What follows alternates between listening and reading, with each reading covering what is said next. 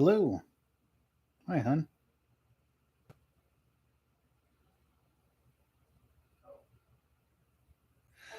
Hello. Cool.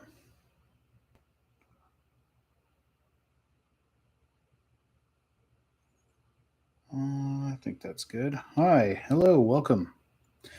Handsome. Aw, thanks. I'm doing all right. How you doing? What is up? We're talking about the brain today. Hi. Hello. Hello. Welcome. Hi. Hello. Hi. Hi. Uh, yeah, I'm here to answer questions. I'm also just kind of reading some articles. There's my YouTube channel. If you want to join us there, you're welcome to subscribe if you like what you see. If you want to be part of more, last time I went live, it was a lot of fun. We're doing it again. I'm just looking at descending modulation in pain in the spinal cord. Hi, Kate Jude. How are you? Hello. Yes, good to see you. Hello. Welcome, everybody. Hi. How are you all? Yeah, just answering questions. Hi, Katie. Oh, man. Let's see. Yeah, cool. Hello. I don't know how to say your name. Amai? Is that what it is? 83? Hello. Welcome. How are you? Of spinal cord and brainstem activation in the formalin. Okay, spatial and temporal aspects of spinal cord and brainstem activation. That's what I want. What? Elsevier? I don't care. Yes, through Yale, please. Thank you. Oh, dude, really? What am I doing? Oh yeah. Nope. There we go. Sorry, I have to sign into my Yale account to access this paper. Okay, my phone's going to be weird. Amy. Hi, Amy. It's nice to see you. How are you? Uh, Bam. Okay, sorry about that. Okay. Protect the nucleus. Anyway, I'm good. I'm well. Yeah. I am just doing some research on um, a model for inflammatory pain using. How do I explain this? So, using formalin as the pain. So, formalin is something that we use to make uh, to preserve tissue in a way. We use it. We use paraformaldehyde to make formalin. It's the stuff you see people like put brains in jars, right? They use formalin, stuff like that. But you can also inject it, and it'll temporarily cause a little bit of inflammatory pain, which is not very fun. Lasts about an hour, I think. And I'm trying to figure out the circuitry behind why it does what it do. Hi, Greedy Vices. Hello. How are you? Yeah, live on YouTube. If you want to join me there, and I'm just here to answer questions, I guess, and kind of look at stuff. This is like a long paper. 43 pages. Jeez, that's a hell of an article. Yeah, why don't we just download that?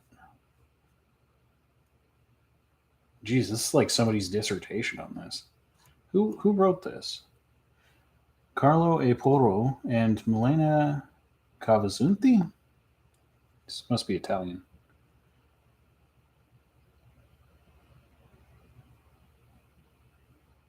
Yep, Italy. Totally. Don't need that. All right, we're backing out of that. Let's go find something else.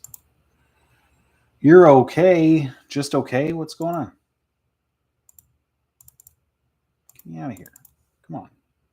Okay, that's enough for you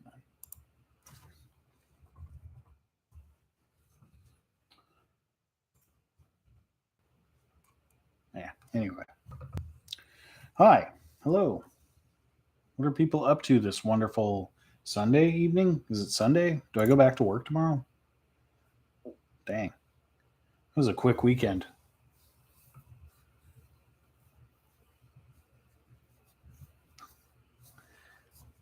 Don't everybody talk all at once.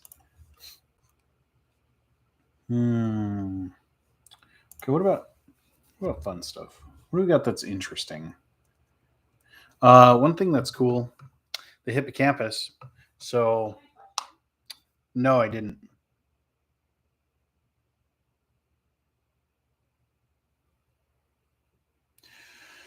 Hi, Joe. Craving coffee at 1 a.m. Head slightly hurts. Oh, I'm sorry. I'm actually craving coffee too right now, but all I have is water. I could go make some coffee, but I'm not going to leave you hooligans alone. Um, can't leave you alone in my house. Let's see. What was it? Hot water feel bad on cold skin. There's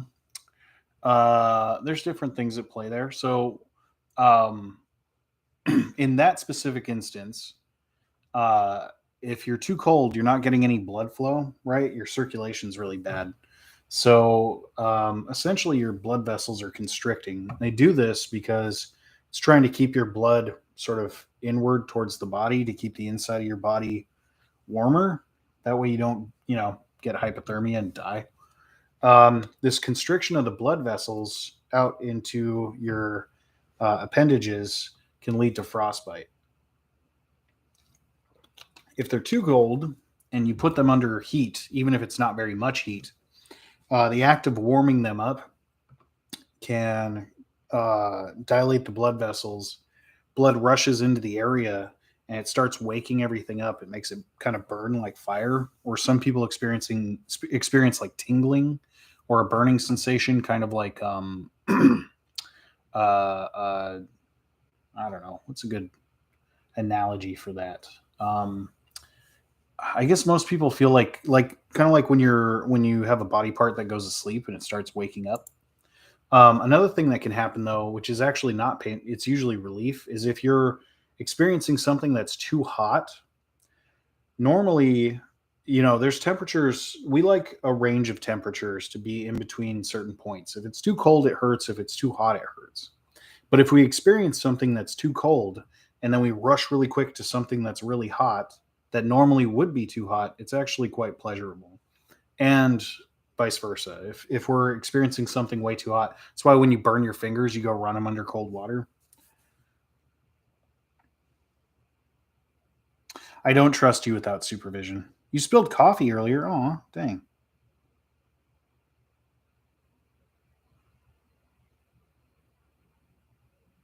Yeah, I'm not sure what that word is either.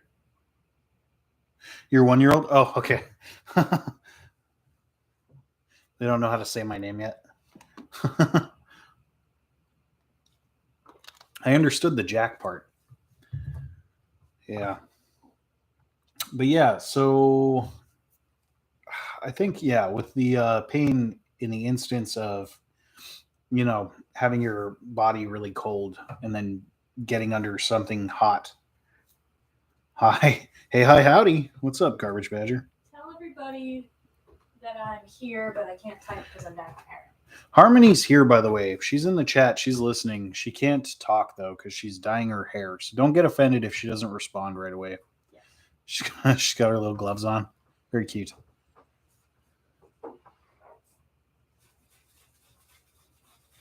Also, Talking is hard, for sure. You know what I hate about talking is the words and reading. The words are hard. Dyeing. What color are you dyeing your hair, Harm? just black. Black, like her soul. Goth and metal. Don't look at me like that. Jeez.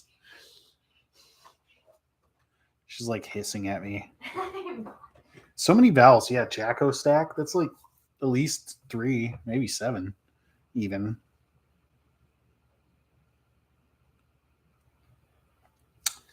Yeah.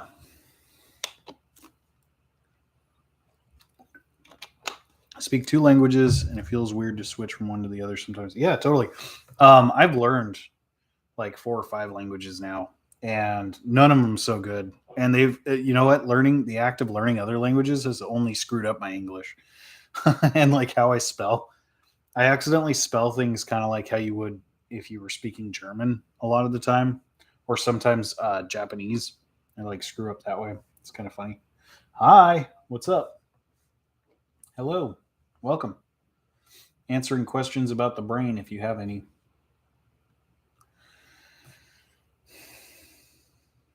Numbers are definitely hard. Oh, so I was talking about earlier Maltese and English.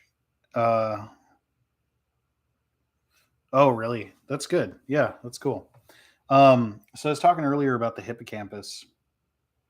Um, and, we know thanks to this patient HM, Henry Molaison, I think is his name, his full name. But HM is how he's abbreviated in most textbooks.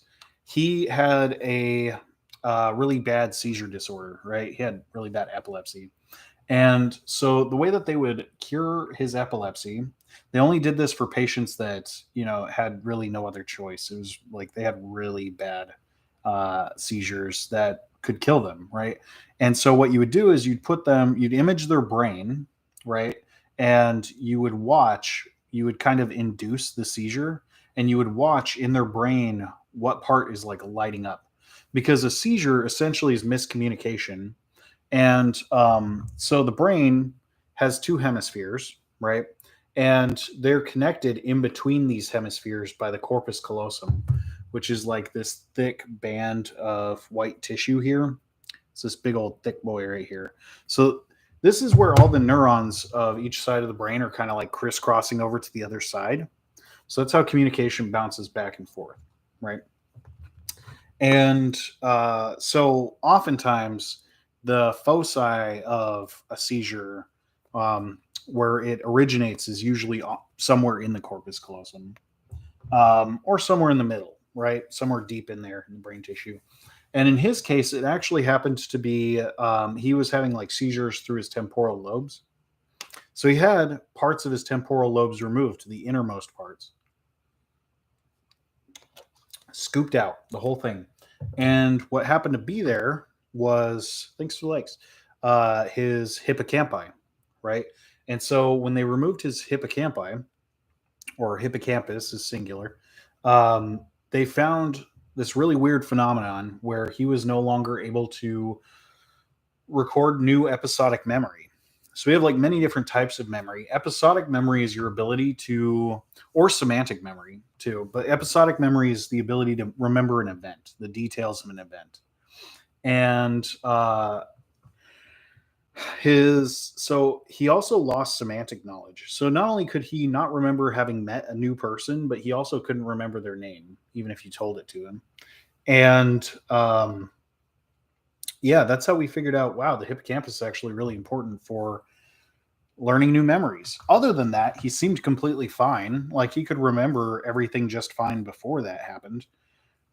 It's just new information. You'd be like, "Hi, I'm Jared," and you shake his hand, and he'd be like, "Hi, Jared, I'm Henry," and then I'd walk away and come back 30 seconds later. It'd be like we never met in the first place. I am back. Hi, how are you? And there's my YouTube if you want to subscribe. It's new, up and coming. I think I got 10 whole subscribers, so if you want to be one of the first, do it. Your thumb got tired. Thanks for the likes. But yeah, so Henry Molaison couldn't remember new things, except they did find this weird thing where he was able to pick up new motor memories, or what do you call that? Implicit knowledge. He was able to pick up new implicit knowledge. So, for instance, they had him do this task that's actually like pretty hard. You put a mirror up and you have like a drawing. The drawing can be like I think his was a star shape. So it's like the shape of a star and then another star inside of it. So you have like this thin line, I guess. I don't know how to explain that. But so you have like these two lines that are in the shape of a star together, right? And you had to take your pencil and follow the middle of those lines with your pencil. So you basically just had to draw a star in between those two lines. But the thing is, you couldn't look at your hand and do it. You had to look in the mirror and do it. And it turns out that this task is pretty difficult to do right away. But if you practice it with a lot of time, eventually you can get better at it, right? And what they found with Henry Molaison, HM, was that he was actually able to learn how to do this. So we learned that implicit memory is not being encoded the same way as explicit memory or like semantic knowledge or episodic memory. Turns out those are different things. So even though he couldn't remember having met you, he could learn how to play the piano.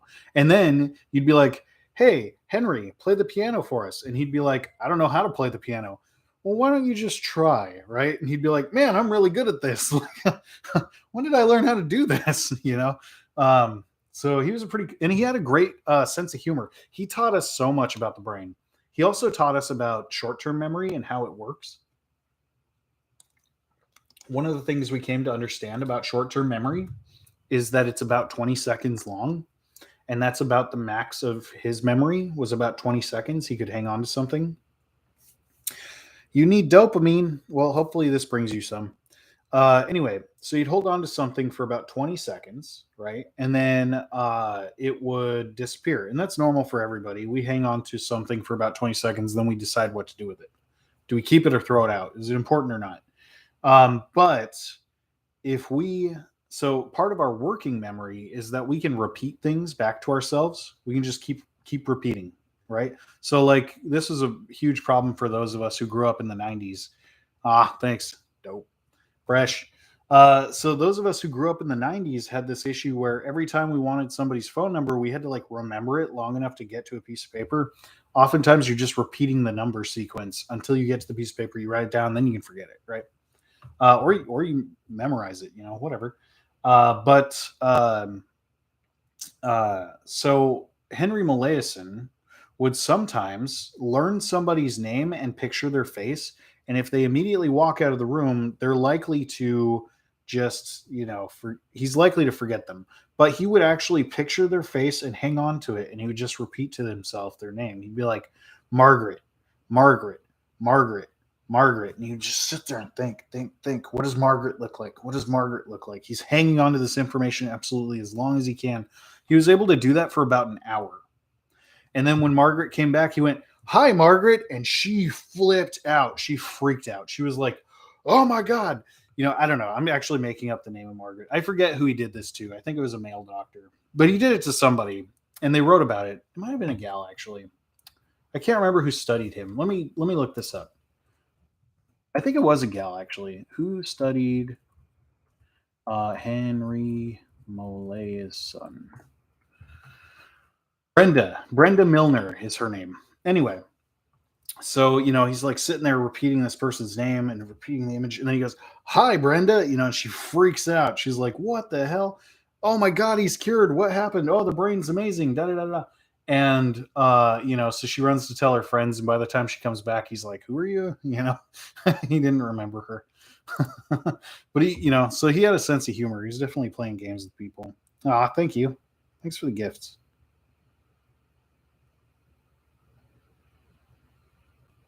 You were Margaret? Oh, was it a witch hat? Oh, cool. I missed it. Remember his nurses' names eventually. No, but that's kind of what happened.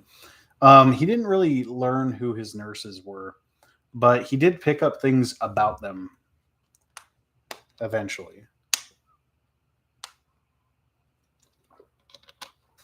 Yeah, it's really interesting. Anyway, so since then, we've been trying to figure out how the hippocampus works, right? And recently, we had a news article that came out. It was published this month, 2022, February. We found that the way that we store memory in sequence has to do with how the hippocampus is forming ensembles.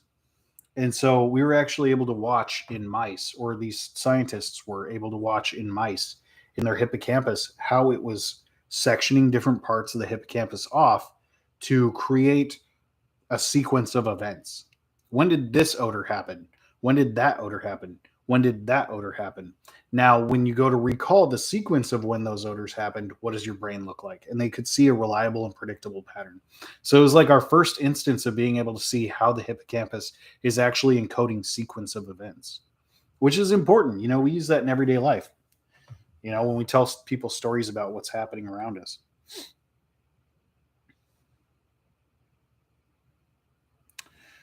The witch hat.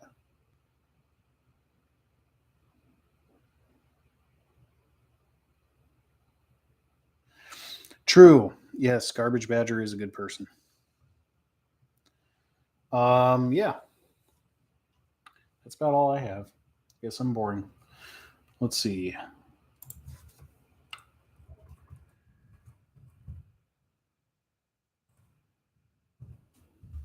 Talk about your own memory problems. What are you talking about? What are you talking about? You know what I'm talking about. Not now, when you were a kid. No, I don't think so. I don't know. One of the reasons that memory research is really important to me. I'm not boring. Oh, Greedy Vices definitely is not boring. Um, One of the reasons that memory research is important to me is because when I was a little kid, I was like 7 years old, and I was in a very bad car accident. And I will try to refrain from getting too much into it, but I definitely should have died. It was a very scary car accident on the interstate, going about 80 miles an hour. I was ejected from the vehicle, and I'm not really going to tell you much more than that because I don't know how. Uh, anyway, I will tell you that my report from the doctor was like a stack of paper that thick, and the very first page said black and blue from head to toe. And that little diagram of the little outline of the guy that they mark and they say, "Oh, contusion here" or whatever, he just scribbled it out with his pen. Um, but they did call me a miracle child. I didn't feel much like a miracle because I literally had the worst retrograde amnesia. I could almost not remember anything that had happened to me before 7 years old. I still can't. I have a few memories, but they were like years before. So something you'll see with retrograde amnesia. So like right after you suffer like severe head trauma, oftentimes people have retrograde amnesia. Retrograde meaning back, like backward amnesia, right? So what happened before this event, you'll forget. And a lot of people, so usually you have total retrograde amnesia immediately follow or immediately preceding the event, and then your amnesia kind of goes down. So you start to remember more as you go further back in time. And for me, you have to go many years back in time for me to start remembering things. I also had anterograde amnesia. So I also was unable to form new memories for a really long time. I would meet you and immediately forget who you were.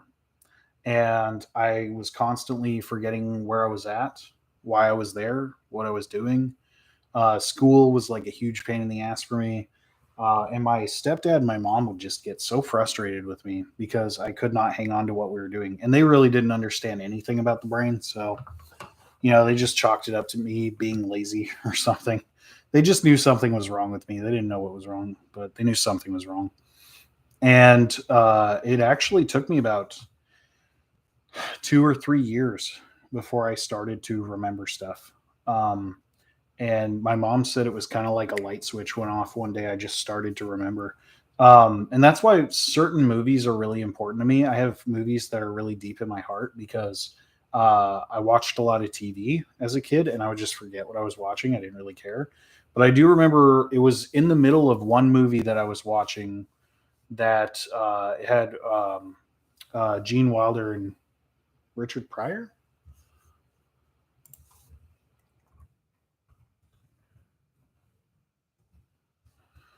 Uh, yeah, Richard Pryor, and who's also known as Wally Carew, and uh, in the movie, and Dave Leons is Gene Wilder in the movie. But if you haven't seen it, it's an amazing movie. It's about a blind man and a deaf man who accidentally become best friends and then have to solve a crime. It's super fucking hilarious, and also they're great comedians. And Richard Pryor was just amazing at that time.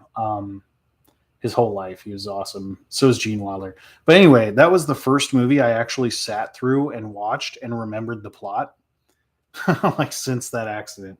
So that movie has a very special place in my heart. It's definitely not a movie that a little kid should be watching, but I don't think my parents cared because it didn't really matter to them because I wouldn't remember it anyway. And then all of a sudden I'd be quoting that movie to them, and they're like, "Oh my god, oh he shouldn't know this." Hear no evil, see no evil. That's correct, and it's about Richard Pryor plays a deaf man, and Gene Wilder plays a blind man. It's super funny.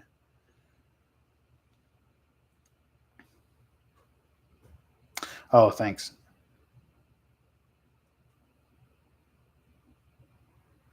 Right. Yeah. Hear no evil, see no evil. It's a really good movie. It's one of my favorites.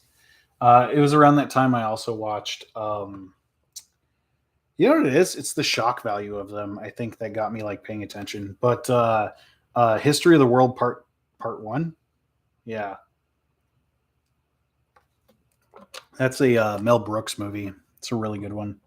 There's no part two, although there is like a joke at the end of it, and it goes, "Tune in for part two," because it's the whole history of the world, and it goes up to modern day. But then it goes, be ready for part two, Jews in space, and it's like a bunch of Jewish people in their ship, like shooting lasers. And then there was the whole thing about Marjorie Taylor Greene, who was like saying that Jewish people had space lasers, that kind of brought that back. Like lots of people were joking, like Mel Brooks predicted the future. Very silly. I like how this app is telling me that it has no face detected. My face is right here.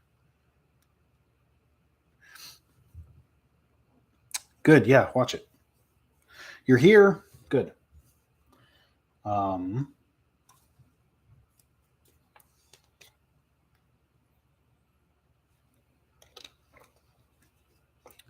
yeah, I don't know why I'm live on YouTube. Nobody's coming over here to ask anything.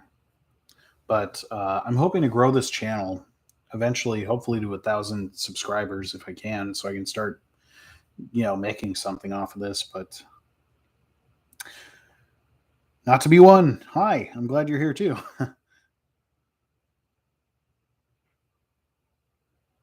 Right. Yes, that's where that joke comes from, the Jewish space lasers. Although apparently to Marjorie Taylor Greene, it's not a joke, I guess. Yeah, I'm glad you're here. Yeah, if you haven't yet, subscribe to my YouTube. Go there, click the buttons, do the one that has this, and do the one that goes subscribe, and then click the one that's like a little bell. That way you know when I go live on here again. But I need more people so I can grow. I need to grow this channel so I can post more stuff. We do have space lasers, that's for sure. I'm just not sure that they're like completely owned by the Jewish community. I don't think that's true. To see what we'll be discussing. I'm just answering questions about the brain mostly, but nobody's asked anything, so I've just been randomly talking into the void, I guess. But yeah, when I started to pick up the way I started to pick up my memory again, I was working with a bunch of neurologists. This is probably what got me into neuroscience as a little kid. And then I just like forgot about it until I got older. And then when I started going to school, I was like, well, I always kind of wanted to know how the brain works, because these people that helped me a long time ago, they were a lot of fun to work with. We were constantly doing puzzles. They found out that I'm way better than the average individual at puzzle solving, which is really weird. You'd think I wouldn't be, but I'm very good at puzzles, like oddly good at puzzles. Makes me super good at video games, but like unreasonably so sometimes. And then when I get stuck, I get really hyper focused. I'm like, I will figure this out. But I couldn't form a lot of new memories. I would forget the doctors that I was working with like immediately after I met them, and I would sometimes have to meet them 3 or 4 times. Um, and they just kept working with me, and it was a lot of work. It still is, because I have to do active work to maintain my memory, more so than the regular person. That's probably why I'm so good at puzzles. But they taught me little tricks like repeating things 3 times in a row, or not in a row, but like there's this thing I do really fast, where if you tell me your name, I'm likely to remember it, because I'll go, oh, that's Amy. Okay. Water bottle. Amy. Okay. Light. Amy. Computer. Amy, so what I'm doing is I'm taking my mind completely off of the thing I'm trying to learn and actively bringing it back to the thing I'm trying to learn. That's teaching my hippocampus to direct it into my long term memory to store it somewhere because obviously, if I keep bringing it back up, it's relevant to my current life, right? Hi, Kathy. Oh, as a Jewish person, you can admit that you own them all. That's good. I hope that they're profitable.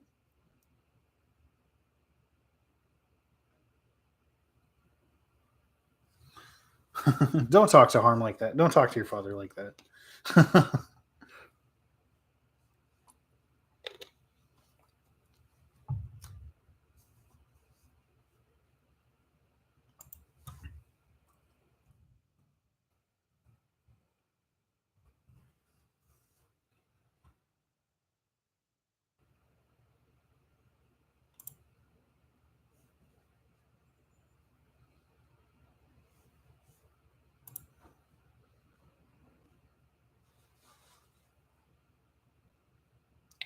Sorry, I'm trying to look something up really quick.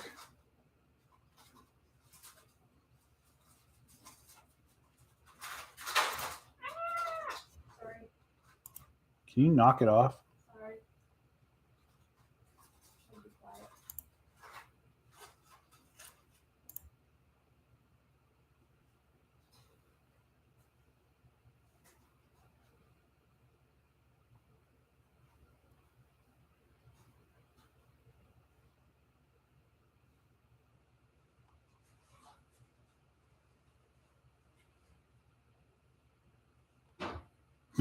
Okay.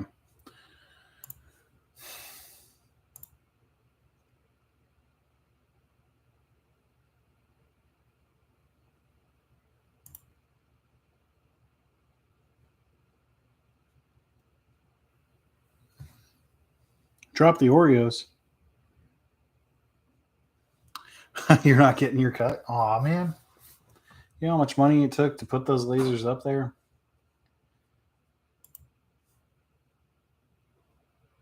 Um, hmm.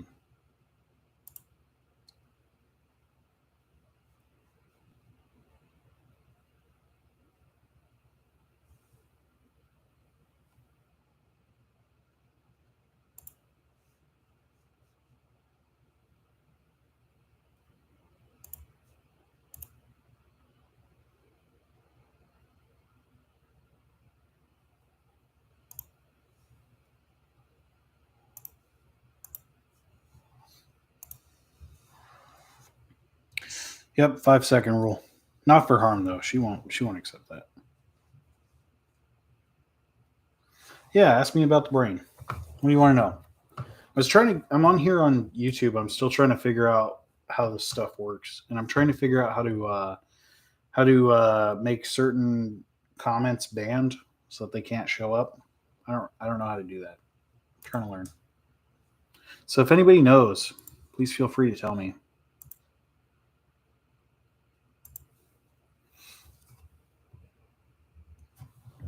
Oh yeah. Bam. Brother is currently in a mental ward with schizophrenia, interested in learning more about it. Yeah, schizophrenia is a strange one. It's hard to nail down exactly what's happening, but I think that we've come to terms with the idea that there is an overproduction of serotonin and dopamine. Typically, not always. Um, but we were able to not we like I did. I didn't do this, but I did see some research by some other neuroscientists that tested injecting mice with ketamine and um, looking at their auditory hallucinations, which is one of the symptoms of schizophrenia, and they were able to induce these hallucinations in these mice, which is pretty interesting. Um, but yeah, what would you like to know about schizophrenia? How it manifests? I mean, I'm sure you probably already know because your brother has it, so you've probably seen him go through it. Typically, They suffer from illusions or hallucinations, I mean. Um, so, like, a hallucination is defined as, they receive stimuli or they perceive something to be there when in fact it is not there, which is not the same thing as a delusion, although sometimes they can suffer delusions. And oftentimes they suffer delusions, but usually it's mainly the hallucinations, commonly auditory hallucinations. Yeah, very, very paranoid and thought the FBI were after him. That's not uncommon. Now, that's what we call a delusion, right? Right, far fetched. A lot of times they believe aliens are giving them information. One gal I met, I tried to give her a ride in the rain. She ended up actually being very dangerous, so I had to kick her out of my car, which made me very sad. But I was trying to give her a ride somewhere until she started like beating the dash of my car. But she was talking about how these Mexican scientists and aliens had put something in her brain so that they could listen to her thoughts. It was really sad. Um, Mainly, the hallucinations are auditory. On occasion, on rare occasion, you get somebody who has visual hallucinations. There's a movie about this that's pretty good. It's called A Beautiful Mind. I think that guy's still alive. It's a true story. Um, yeah, John Nash, who's like an amazing mathematician. Um, yeah, is he still alive? Nope, he's dead. When did he die? It must have been not too long ago. Oh, 2015, I guess. Yeah, but that movie's pretty good for anybody who wants something to watch.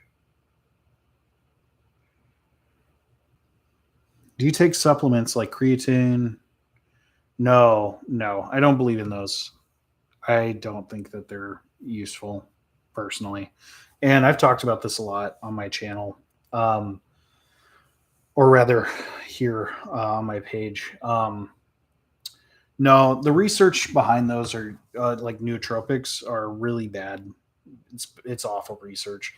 Although there's always like the new research comes out. Wow, here's this thing. It's like a big deal, and then you actually look into the numbers. It's not a big deal. In fact, it's not even what they're saying at all. Usually, it's people who take an actual scientific study and then they reword it to make it seem better than it was, or it's people that are not real scientists who just threw a study together and claim that that's what they found. Um, and then there's like a bunch of hype. People, it's a huge marketing scheme. People buy these supplements up like crazy, swearing they work up and down.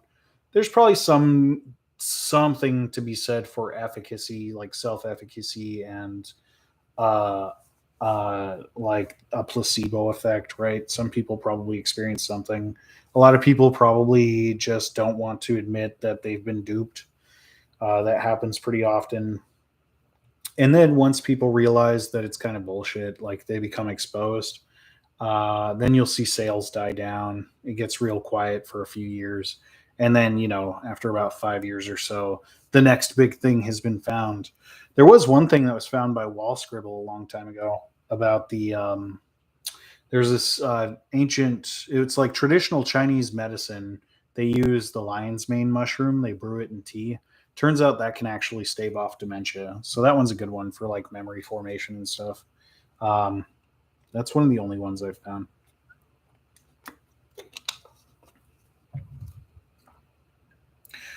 Very paranoid and thought the FBI was after him. Far-fetched stories. We tried to believe him at first, but it got crazy. Yeah, totally.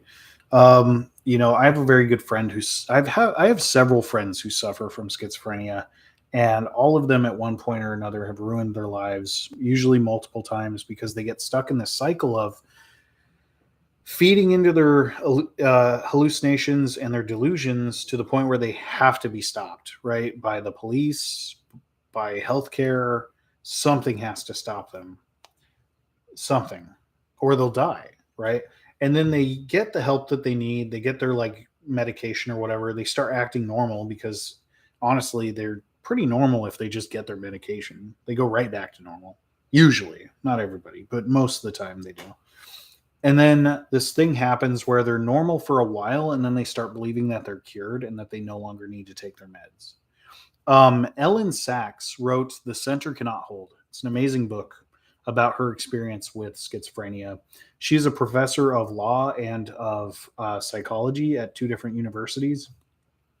She wrote her doctoral dissertation on when a person should be considered allowed or to when a person should be in charge of how they get to take their medication and when.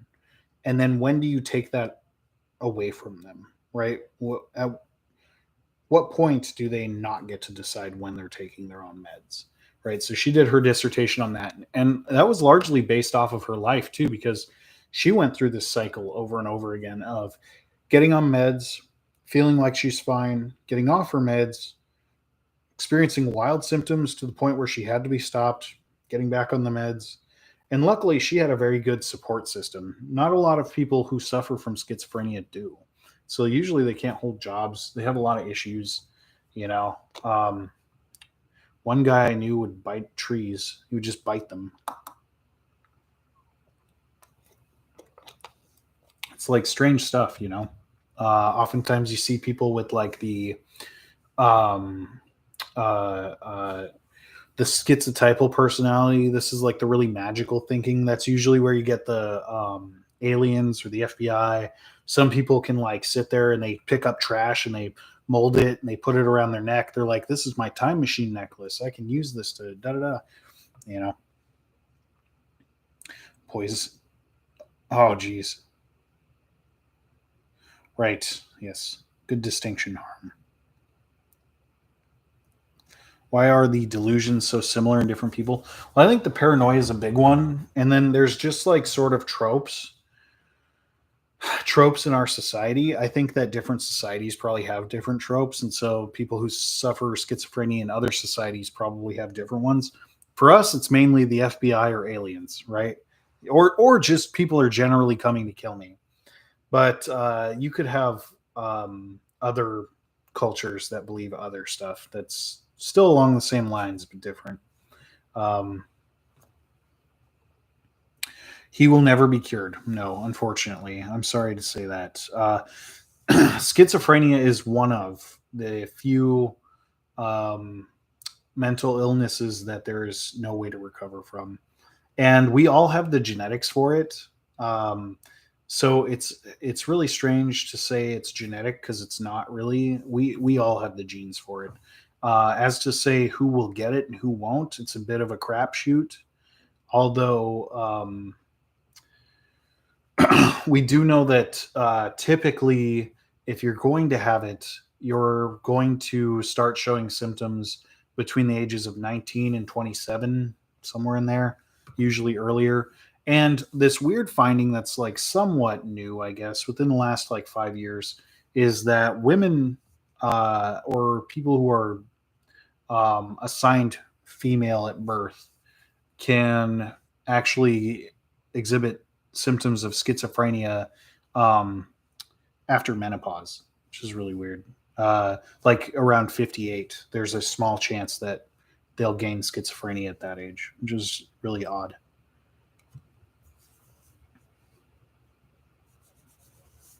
Oh, mouse is dying. Cycle kept getting worse. He swore he realized. Then he lost it again. Yeah. Hi, Marzipan. Yeah, hi. It's good to have you. I'm also on YouTube if you want to subscribe. I'm trying to get more subscribers so I can start monetizing. I just started this channel, so I've got 10 whole people right now. Hopefully we can make it 11 by the end of this live. Yes, he'll need to stay on meds the rest of his life. That is a guarantee. I don't guarantee many things in the world, but I will guarantee that he needs to stay on meds the rest of his life. Yeah. They might change. You know, the medications might change over time, especially because you got to look out for things like tardive dyskinesia. But I think newer medications have less issues with TD. TD is like involuntarily moving your muscles in your face. You'll see a lot of like kind of like moving of the face muscles. involuntary. They can't control it. That's called tardive dyskinesia. And that's a pretty common symptom of those kinds of medications used to treat schizophrenia. Although I think newer medications are not as bad. And we're trying to make better medications all the time. Um, and so with time, what medications he's taking will likely eventually become less effective and need to be replaced with something else. But he will always need to take something. Can't trust him. He flips thinking someone is against him. Yeah, no, they never mean to. It's just when they stop taking their meds. Because if you only just take your meds, you know, but the problem is like once everything's good for a really long time, you start thinking you don't need them anymore. That's the issue. So really, your brother, I don't know how old your brother is. I imagine he's probably kind of young, not like maybe he's like uh, 30 or younger, hopefully.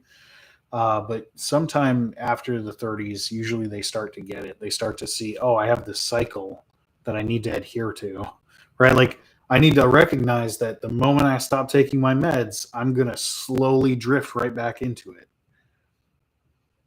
It is very sad.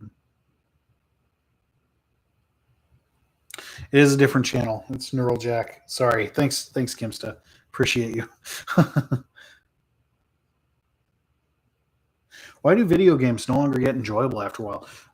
I think we become habituated. It depends, right? So there's a bunch of different reasons why. One thing is if a game is repetitive. Some people really like this, like Call of Duty, right? You know what that game's about. You just know what it's about. So you go into it knowing what it's about. But I mean, it's the same monotonous thing day in and day out and day in and day out. That one in particular, or many shooter games that are first person shooter, can remain exciting for a really long time because you're oftentimes playing against other individuals and you're like, I'm going to get you before you can get me, right? That can be very exciting to stay in that cat and mouse mind frame for a really long time, especially if you're changing up maps and stuff like that. If you're playing a game that involves a task that doesn't change, it will get boring. Dope, fresh, thank you. If you're playing a game that involves a task, it's going to get boring, right? If it's just the same task repeated over and over again, you become habituated to that excitement. It's no longer exciting. It doesn't produce dopamine, right? Or serotonin. It's like, I already know what to expect. The other thing that will make a game not exciting is if it's hi Kim. It's good to see you. Um, Another thing is if the game is not thought provoking, so it's like, or if it's not challenging, right? So you need to have something that's in that sweet spot. If it's too hard, if it's too difficult, you won't want to do it because it's too hard and you know you can't beat it. But if the game is, too easy, you're also not going to want to play it because it's not challenging enough. You're going to be like, this is a dumb game, right? So you have to have that nice sweet spot where it's like it's hard enough that you want to beat it and that you'll feel accomplished after you do. And the other thing is, now how do we keep the person in that mind frame, right? So usually that's narrative driven.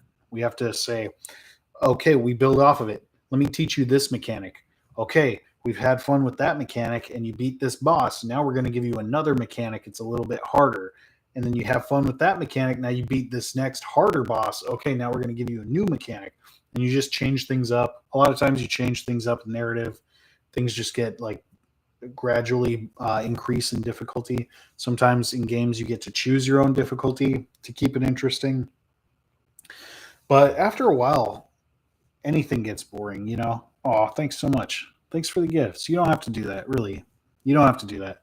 You know what I would appreciate even more than gifts is if you subscribe to my YouTube channel so I can monetize eventually. I would love if you did that. That would mean the world to me.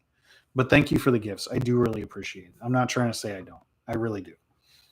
Audio on here is a little blown out weirdly, but TikTok it's not. That's really strange. I have a really good microphone, so I don't know why it would be acting that way. Hopefully it's not screwed up. Maybe I'll try kind of bringing it away from me a little bit. Hopefully that works better. Neural Jack.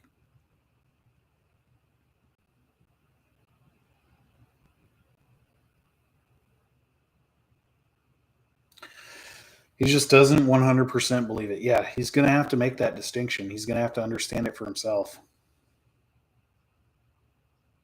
And locked up for it. Well, that's part of it too, right? That irrational or illogical thought process. You were number 11? Oh, thanks, Katie. 33. Yeah, that seems about the right age. Yeah, one of my friends was about 33 when he ruined his life for the last time. And hopefully he's doing better now, but I haven't checked in on him in a few years. I haven't been able to find him. He stole his sister's car and ended up in the middle of Washington. No idea. Left his wife and kids. Around 28, yeah. Yeah, so that's a little later than we normally see. Those simulation videos are like a year old, so it only allows me to pin 3 videos. I just put the first 3 up. There is at the top there, you can see a playlist. There's only one playlist, and it's That Life is a Simulation.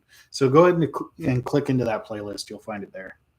Otherwise, you'd have to scroll all the way down to the bottom. That was like the first video series I did.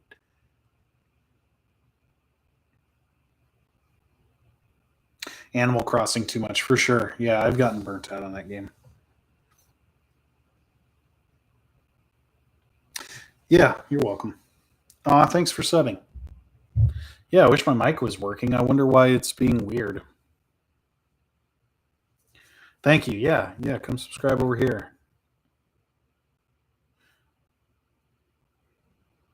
On Kanye?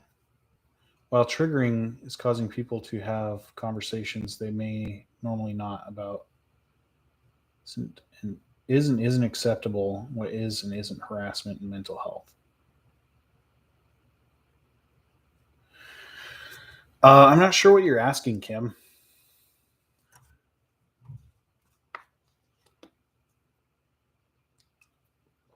Thoughts on Kanye? I know he's definitely suffering from delusions, right? He has a very grandiose complex, which is also something that happens in people with schizophrenia. They get that grandiosity. A lot of people who suffer delusions suffer from grandiosity. They really think they're like a gift from God, you know? Yeah. Yeah. And that's actually a fairly common um we have a couple of disorders that are all kind of right in line. There's borderline personality disorder, bipolar personality disorder, and schizophrenia. And all 3 of those have very common symptoms. Really, the level of severity and how we treat them is kind of different, but they have a lot of commonality amongst them and comorbidity. Just thoughts. Yeah, I don't know about Kanye. One thing is he made it in the music industry. For a long time, he was just doing beats, and he was really good at making beats. And people really liked his music, right? Not his singing, his lyrics. They liked his music. And he kept getting mad because people didn't want to pick him up for his lyrics. Because his lyrics aren't that great, honestly. In my opinion, I don't even really like Kanye, but he's fine. Obviously, he's done really well for himself. So, hey, he knows what he's doing. But I definitely think it took him a lot of years to get to where he's at because it took a long time for people to actually accept his lyrics because most people just didn't care for his lyrics. They were like, hey, your music, your beats, awesome. You should just stick to that, dude. And eventually, he made it. So when he calls himself like a genius, I'm like, I don't know that I would call you that. I would think I don't know. But also, I don't know, man. I just think I feel like humility is a really important thing for people to have. So I don't know. I don't know. It just depends on where it's coming from with him. He might legitimately just be suffering from mental illness. He might be. Honestly, the way he talks and the way he acts is sort of reminiscent of that. You've developed a love-hate relationship with Rainbow Six Siege. Oh, okay. Usually get destroyed and have a bad day for the rest of the day. Yeah, and that's another thing is I stopped playing games where people are pretty readily cheating. There's a lot of like bots and people hack into the game code and stuff like that. And it's like that just makes it not fun for anybody, except for the person who's doing the hacking. Obviously, they're having a great time. They shouldn't be because it's not really a challenge if you're doing that. But it makes them feel special and important, I guess. He's bipolar. Who is Kanye? I don't doubt it. He definitely acts like he might have those symptoms. Having too many yes people exacerbates his illness. Yeah, but at the same time, that is sometimes how we make progress as a society too. Unfortunately, but it's true. Like sometimes you get that guy with too big a head, but hey, he's leading people somewhere. This can often be horrible and have terrible results. I think our last president showed that. But yeah.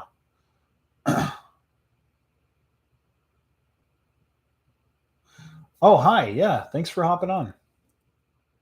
Babette Wrangler. Okay, it's good to see you. Or Babette, I guess. Anywho, there are no children here. Just going to talk to myself if it helps the YouTube stuff somehow.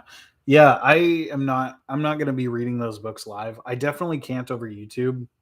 But I don't think I can over uh TikTok either because I don't want to get flagged again. I'm not sure what caused that. I think I know, and I would actively try not to do that again. But I'm not going to risk it anymore. I'll still, let you all know. We should get a book club going. I'll tell you what book I'm reading. Y'all can buy it and read it with me in Harm, and then we can go live together and talk about our book that we're reading. So Kimsta, if you want to keep reading, we'll finish our copy here soon and let's have a discussion about it. It'd be good. Bobette. Okay, good to know. Standalone diagnosis of delusional disorder. I didn't realize that was a standalone. I thought usually that was came with other stuff. Yeah, no, I'm gonna do some private soon.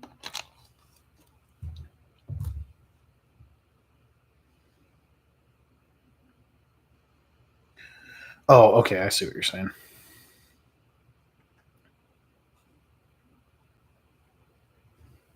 Then would seeing the FBI be a delusion or hallucination? So a hallucination is defined as perceiving something that is not there. If you believe the FBI are after you, you're suffering from a delusion. If you're like John Nash and you actually see an agent of the FBI come up to you, then you're hallucinating. And I know a few schizophrenic people, or I should say a few people with schizophrenia, who actually pull out their cell phone. Now we can do this.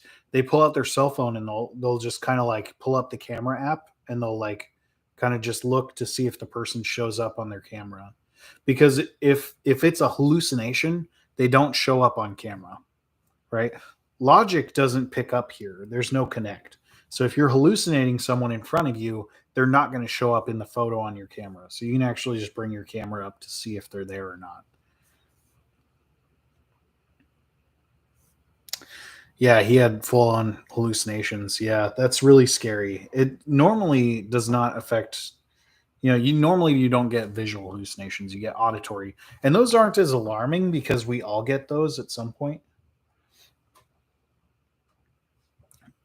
Videos of cars surrounding him at CVS when he was just going to the store. Just cars in the parking lot. Yeah. Yeah, well, and that's another thing, right? Like, where are you going to park? Well, I'm going to try to park as close as I can to the door. Guess where everybody's parking? As close as they can to the door. Of course, you're going to be surrounded by other cars, It's going to look like that because everybody's swarmed up at the front. Tell them maybe you should park at the back and take a little walk. I don't know. Kid we helped got into drugs and thought FBI was after him. Yeah, there's a lot of times that, especially methamphetamine or any of the amphetamines, they can have like drug-induced psychotic symptoms, and so like psychotic symptoms are like what we're talking about with schizophrenia. Those are psychotic, right? You can also get those with meth use and other drugs too, but it's mainly the really heavy stimulants, especially meth, because that one's mechanism is very special. It pumps all the serotonin out into the synapse. It then holds it there because it can't come back in. And it also excites the receptors on the receiving end. So you're just maximum serotonin as hardcore as that serotonin can get. And this leads to some really strange symptoms. And then, especially because it keeps you awake, your circadian rhythm gets all screwed out of whack.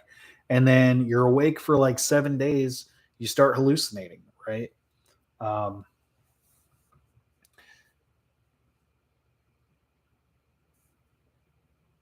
right. Yeah. With the camera. Yeah, totally. It's a good trick. Yeah. I don't know who thought of it. They're a genius, though.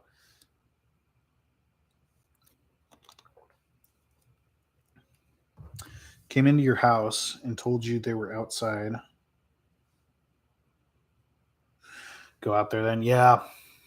I feel you. I know.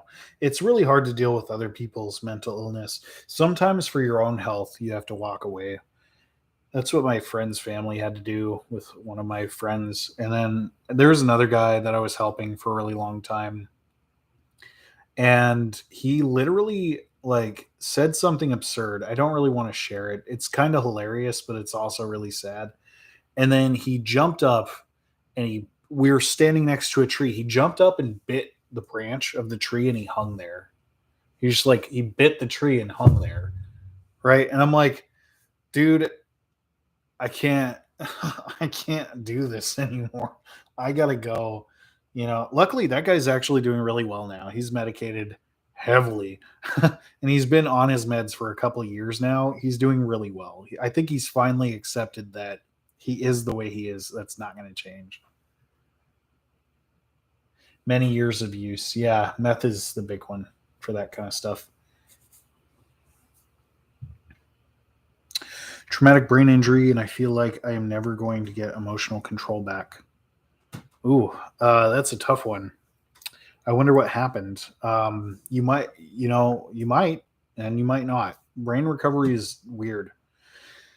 TBIs are weird. Usually, the younger you are when it happens, the more likely you are to recover fully. Um, Usually, throughout life, you will gain at least some functionality back, especially with practice, like effort, right? But there are instances where you receive damage that is unfortunately just not fixable. Yeah. Sounds familiar. Yeah. Yeah. Yeah, I'm sorry to hear about your TBI. I also have suffered many TBIs in my lifetime. It's pretty severe ones. I should be dead. Multiple times I should be dead. Really lucky I'm not.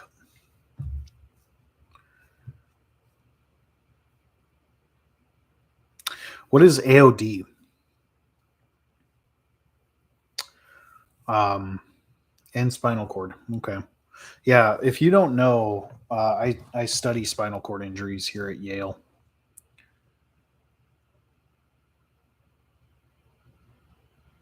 Ooh, ouch. Yeah, that's scary. That's really scary. Uh, yeah. Well, I'm glad that you're still alive. I'm glad that you're here with us. Yeah. Yeah, that's actually not very common. You don't meet a lot of people who have suffered through an internal decapitation and lived. It's really scary. Sorry that happened to you. Is it true it can change your personality? Yeah, I actually did a video series about this a long time ago. Maybe I should pin one of those videos or I should start doing playlists. But yeah, when you mess with the prefrontal cortex, which is like the frontal lobe, if you mess with the frontal lobe at all, so like here's your brain, right?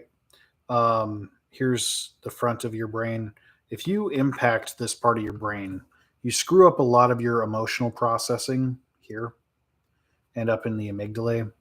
Your excitability is up in your amygdala, but also this is your like critical thinking skills, right? So the way the brain is sort of thought to be organized, you have all these different processes internally. Um, So you have, yep, Phineas Gage is who I'm about to talk about. Of course, I did talk about him in that series as well as a few other gentlemen.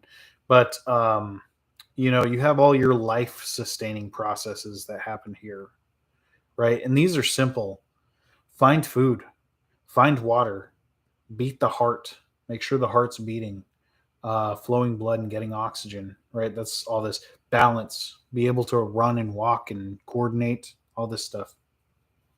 These are all like active processes, right? And as you get into the cortex, you're actually getting into inhibitory processes. Now it's, well, you can get food, but don't get food if it will cause you danger, right? And so when we have traumatic brain injuries, we can see a lot of different things happen in the cortices. If you screw up the front part of your brain, that's where you get personality changes. Phineas Gage is a really good example of this because Phineas Gage was a railroad worker, and I think he was working on a railroad. He might have been doing something else, but he was working, and there was an accident. An explosion happened, and a pipe launched up through his front of his skull, like through his eye and out his skull. And the interesting thing about Phineas Gage is he didn't even pass out. He stayed awake and conscious through the whole process. And a doctor came to see him on site. The doctor wrote in his book, well, Phineas bent down for a second because he felt queasy. He like bent down and about a teacup full of brain matter spilled out.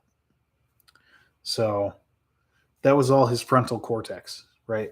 And Phineas Gage went from being a really upstanding person, a gentleman, and a good dude all around. Everybody had nothing but good things to say about him. He was a leader of the people. People really liked him. And he went from that to engaging in prostitutes and gambling. And he started cursing like a sailor. And he had a lot of impulse control issues. So here's where I'm getting at. With the frontal lobe, you get a lot of impulse control problems. That's what I suffered from as a kid. I would say and do things without thinking. And there's other things that can happen too. You have here's like the bottom side of the brain, right? Here's your temporal lobes. When you whack the left side of the left hemisphere of your brain, um, that temporal lobe is where most of your speech processing happens.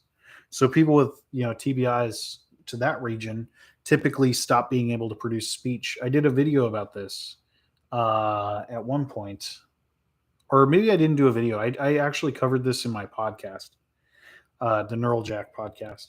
But Broca's area, which is roughly located about here, right in the left hemisphere, right in front of the temporal lobe, is important for producing speech. And so, this patient, Tan, was his nickname because that's all he could say was Tan. He got hit right there.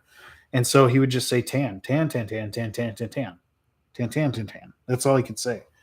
Except sometimes he would curse. Sometimes he'd curse. But other than that, he could only say Tan.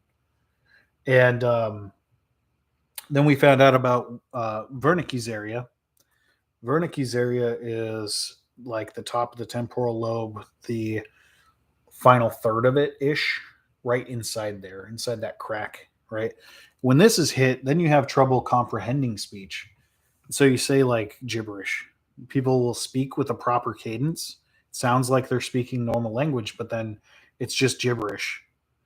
Poop to shoot truffle.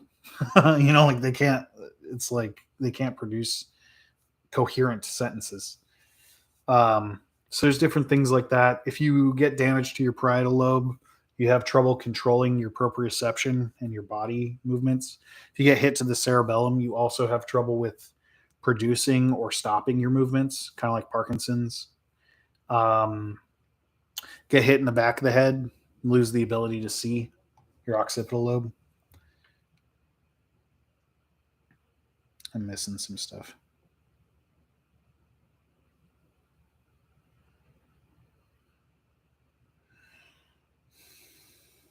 Hey, what's up? Donovan Arnold, what is up? How are you? 941 keeps popping up everywhere since I woke up.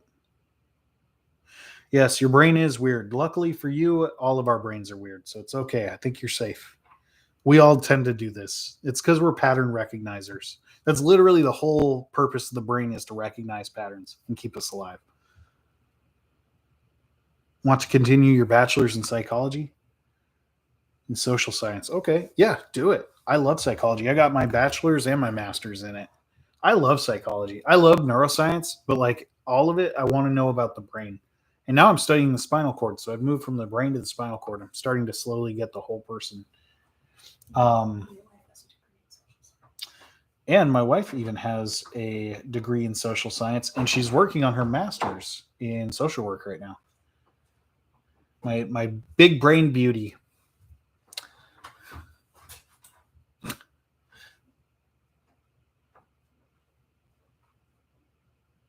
Does Alzheimer's affect that part of the brain as well? The prefrontal cortex? Alzheimer's kind of affects the whole brain. It's sort of a cheesifying or like a spongifying. It's so with Alzheimer's, you have this weird beta amyloid plaque buildup. So what's going on is you get neural degradation, which is something that just happens over time. But with Alzheimer's patients, it tends to happen more rapidly later in life. And so what's happening is as these neurons are being degraded, they typically their parts get consumed by other neurons, or they get washed out by cerebral spinal fluid, and it's recycled by the body or excreted because it's garbage, right? Either way. But these beta amyloid plaques tend to not break down easily, and also they kind of get stuck. And where they get stuck, they get wedged at synapses. So it's thought that they're making these synapses less effective at firing. So it kind of just gets worse and worse over time.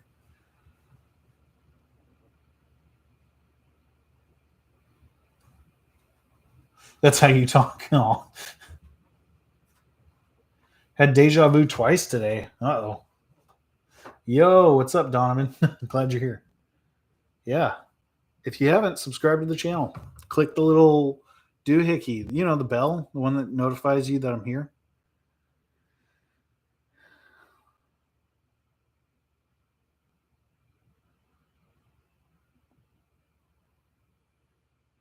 Yeah, Donovan, your brain is not it's okay. We're really good at pattern recognition. That's the whole purpose of the human brain, is to take statistics and see patterns. Our brain is so good at it that it does it better than any machine that we can create. We literally can't make a machine that is better at pattern recognition than the human brain. We try. We're working toward it every day, but the downside to this is your brain is often recognizing things that you're not aware of that it's recognizing. Hence the deja vu as well. Deja vu is a fun phenomenon. I have a lot of tattoos.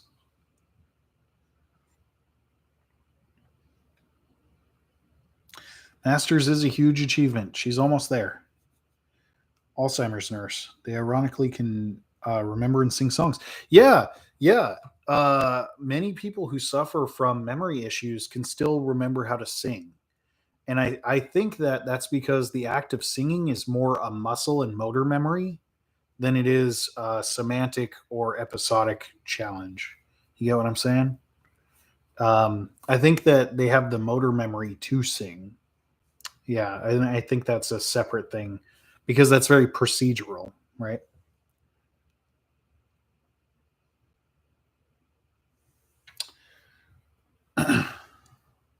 Yeah. Sorry, I got two chats going here. Yes, I do have a lot of them. Do scientists really not believe in God? I think I don't know. A lot of scientists don't, and there's a good reason why. Here's what I'll say.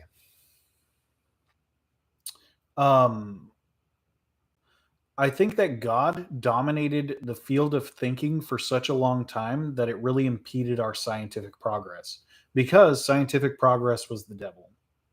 It wasn't until we got past that and some people accepted that maybe we get, medical and scientific progress from God, that people started saying, oh, now that stuff is a gift from God, right? And then getting into the more scientific later on in life, now that we're really empirical about what we're studying, a lot of people have come to terms with the idea that you'll never be able to prove whether there is or is not a God empirically, so it doesn't really matter. Why bother studying it? And so a lot of scientists come to the conclusion that there just isn't one. And a lot of other scientists believe that there's a lot of different things. Maybe we're talking about aspects of the universe and calling that God, right? Maybe there are multiple gods. Who knows? He, she, it, they, who the fuck knows, really? I don't.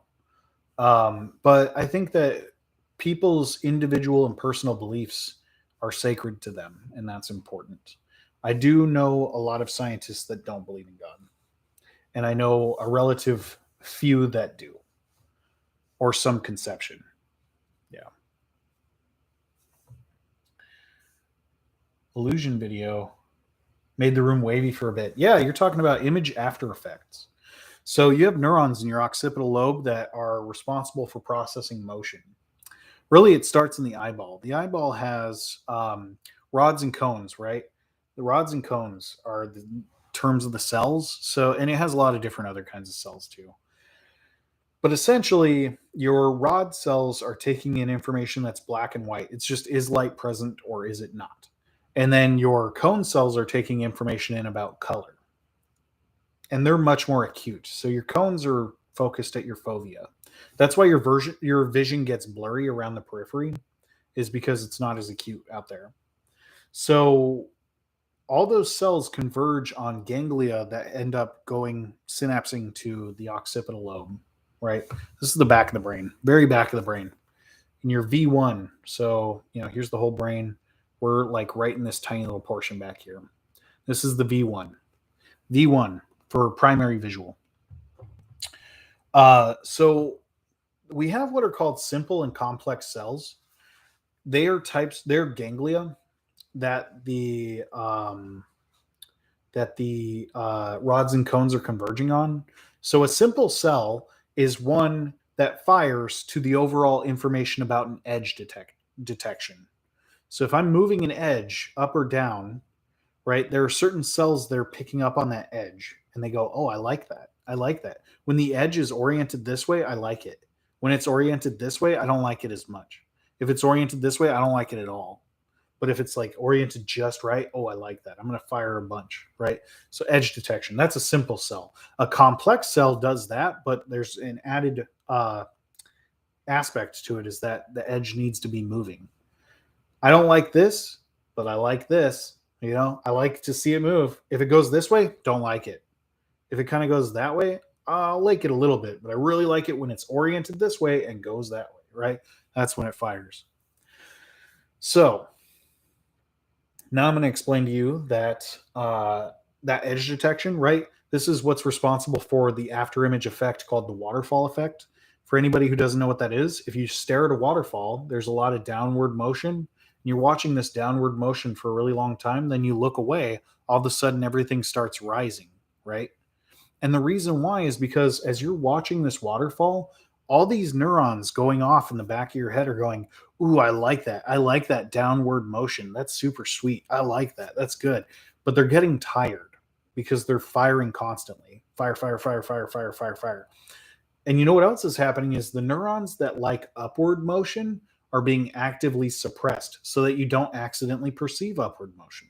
So these neurons are like, oh, I don't like this. I'm going to go to sleep for a while, right? What ends up happening is the moment you look away from the downward motion, the neurons that are firing in response to the downward motion are like, wow, I was so excitable for all that time. I'm actually really tired. I think I'm going to shut off now. And the neurons that were being suppressed for upward motion are now like, man, I was asleep for so long. I think I'd like to be active now. So you get this weird sort of period that's refractory where it flips. So now the moment you look away, everything looks like it's moving up, right? So when you watch these like psychedelic videos, they're messing with the visual system in this way. So if it's just showing you this inward movement for a really long time and then you look away, you see this weird warping outward movement. It's that after effect. Colors do this also. This is why you can look at these weird images of color and it's like stare at the dot for a really long time at this weird color scene. And then you look at a blank piece of paper and it shows like a colorful image, even though the paper is blank, right? Same thing. It works the same way. There are neurons that fire in response to certain colors and are inhibited to other colors. So you have like the red green paradigm, the blue orange, or whatever. They're usually the complementary colors or whatever. Thanks for the gifts. I didn't see them. I was too busy yammering on to myself. Oh, it's good to see you, Yellow Goose Forge. I'm gonna kind of like go back in my comments a bit.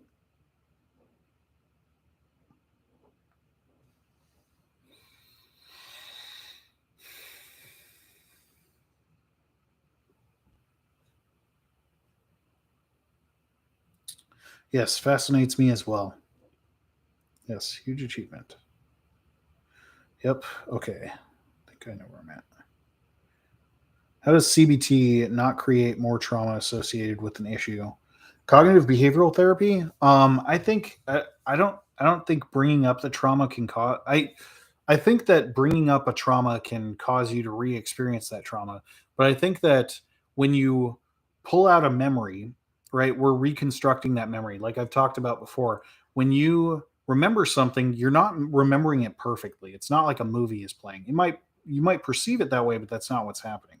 What's actually happening is you're rebuilding your memory from scratch. And so there's this fun little thing that can happen in the sweet spot of you rebuilding your memory where you're actually able to um, deconstruct your memory as well. And when you're using CBT, you're sort of reconstructing your memory in a way that's a little more accurate or more beneficial to the person who's going through it. I think if you're just causing someone to relive trauma, that's not necessarily a good thing. But if you're helping them to step back into that frame of mind and then reframe it in a way that's a little more healthy. I think that's the goal. Also, where's my spear? Hey, if anybody doesn't know, Yellow Goose Forge, this guy makes the coolest stuff. Go check out his channel here on TikTok. Who have intense religious experiences. Is it a hallucination or legit? That depends. That depends because sometimes it is a hallucination. So there's a fine line there, and it's hard to talk about. But you know, one thing that always comes to mind, Oliver Sacks talked about this in his book Hallucinations. A lot of people documented back in time as having spiritual experiences were actually probably hallucinating, and likely many of them suffering from migraines because a lot of the hallucinations they're having are seeing like bright lights, right, and these weird, intricate, beautiful patterns, which is something that we see when we have a really bad hallucinatory migraine. I actually get these. Usually, you get like a warping in the edges of your vision and color. Ooh, that was weird. Yeah. Oh yeah. Can you see the octopus brain? Anyway, yeah, yeah. So I think it's possible that one can be caused by another, but I don't know. At the end of the day, I don't know because I am not that person, so I don't know what they experienced. I know we definitely experience more stuff like that when we're sleepy.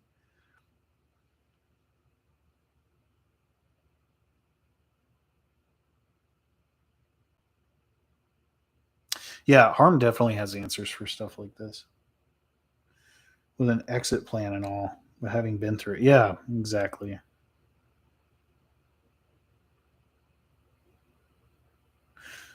Stronger apprehensions in some, for sure. Yeah, for some people, totally. And some people are not ready. And maybe they'll never be ready, or maybe you kind of have to like give them a little nudge to be ready. But you definitely don't want to like force somebody to do something that they're not ready to do.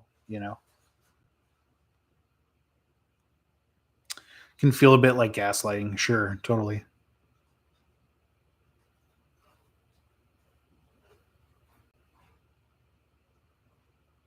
Yeah, it's not great for everything. I think for me, it helped me a lot with some of the things I was going through, but definitely being like solution oriented is the way to go.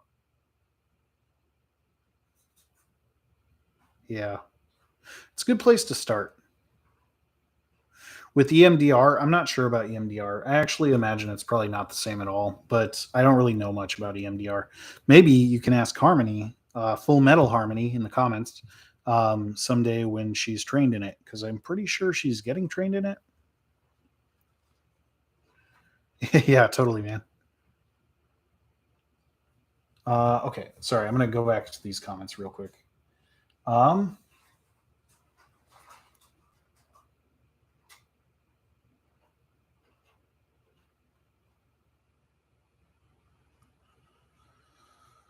There's a person who had an accident and hit his head and then started speaking a language he didn't know. Chances are he did know that language. It just lived somewhere in his subconscious. Sometimes we do that. Our brains know way more than we do. Okay. Our brain is a part of our body. And the thing that says I, that wakes up in the morning and goes, I'm the one who's doing all this. We're actually like a tiny little aspect of our brain and we just take credit for everything. But your brain is doing stuff without you constantly. And if you don't believe that this is true, just look at people who are blackout drunk. That body is walking around and that brain is walking around without you. Talked about this. I love topics like this, and I'm a huge fan, but just now getting into your live streams. I'm going to be a regular. Hey, great. I'm glad to have you, Donovan. Thanks for showing up. Subscribe to the channel. Click the buttons. Do all the things. Click them. Click the buttons. Help me get monetized here on YouTube so I can start making more content, because that's what I really want to do. Audio is better now. Yeah, I don't know what maybe it was my microphone. I don't know. I'm gonna have to check out my setup and just make sure it's working good. It's a new microphone, so it should be working. Yes, we have an awesome community here. This is so cool. I love this community because we're all a bunch of good thinkers, good critical thinkers. We want to know more, and we're supportive. Flashing lights cause migraines for some people. Well, I think everybody has different triggers. Some people's triggers are smells, and some people's triggers are not getting enough sleep, getting too much sleep, not eating enough, eating too much. Usually it's like some extreme of something, so it's a balance, right? Not being hydrated can cause a migraine. For me,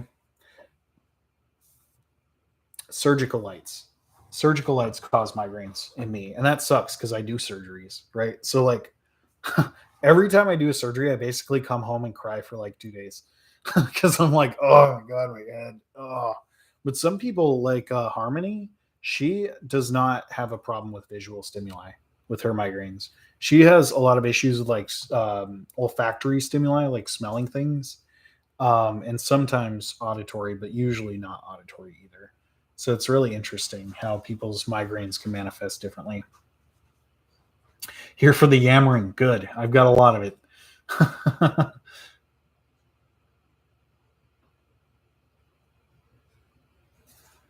Turtle pickles. What is consciousness? When I was 2, I don't remember anything, but then turned 4. Actually, no, your life didn't start at 4. Your life started when it started. So here's a weird thing. I talk about this sometimes. We forget about everything that's happened to us before we were 3 years old, roughly, right? It's around 3 or 4 years old. And the reason why is because that's when we actually start using language. Like, a baby can say like a word and they may not even know what it means, right? Mama. Okay, great. But who or what is mama? But then they figure out who mama is, and then they start figuring out, oh, I can put words together because now I know what the words are. I can put them together. Mama up, right? I want to go up. Mama up. They do 2-word sentences. Then they'll graduate to 3-word sentences, right? But then they start making actual complex sentences. This is about the time that they're 3 years old, 4 years old, right? So typically, once we start to use complex language, we also want to tell other people of our experience. So we have to be able to remember our experience in words so that we can use those words to tell somebody about our experience. Mama, daddy, fun, right? Like, or something like that. Eventually it gets more complex. I want to go to the park, right? Something like that. Or, that becomes, we went to the park. Hey, grandma, we went to the park.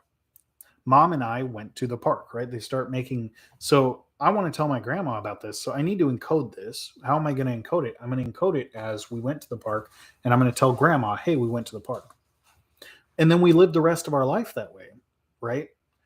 Telling stories. So the thing is that before we could tell stories, what did we do to hold on to our memories? It's not like we didn't have memories.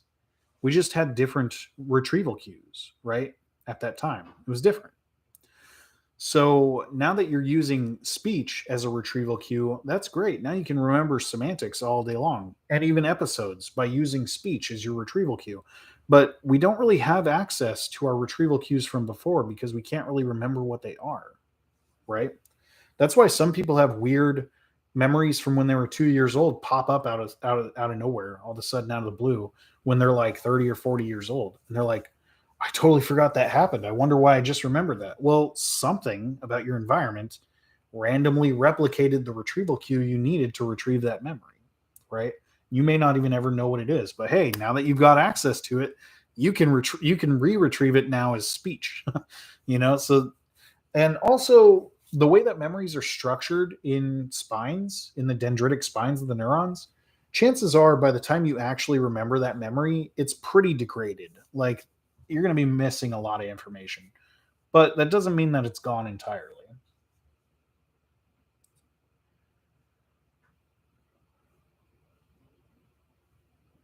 Does your brain affect gut feeling? Not only that, but your gut feeling affects your brain.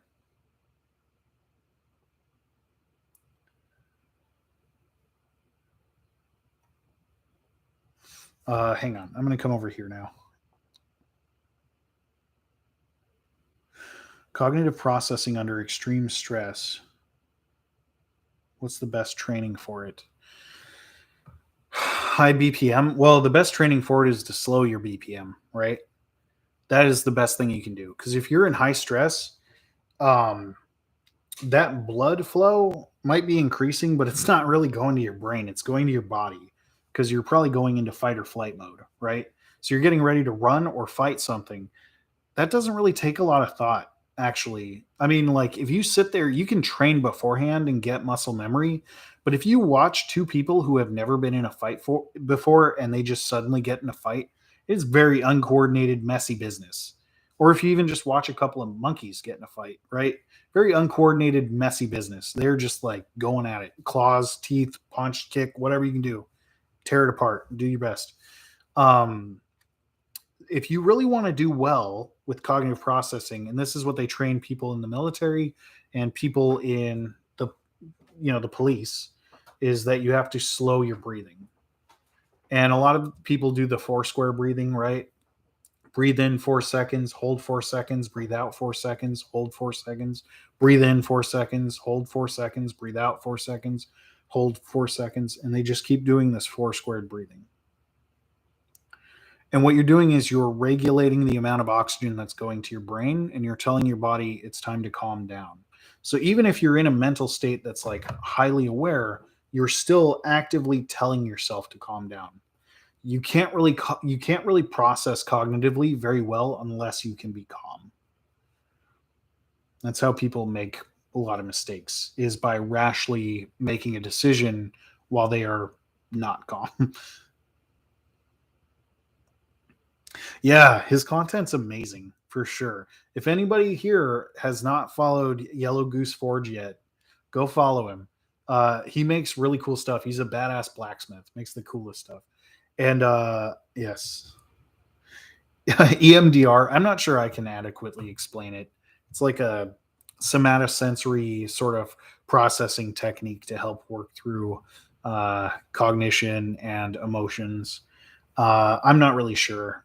I'm not even sure how it works, and the research behind it is so iffy, but it's been validated to be very effective. I feel by now it's pretty effective.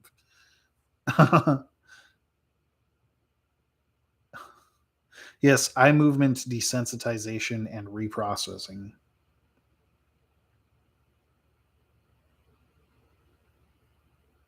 Yes, maybe Harmony and I can do a podcast episode And on Neural Jack, my new podcast is. Oh, by the way, I have a new podcast. It's called Neural Jack, just the same as my YouTube channel.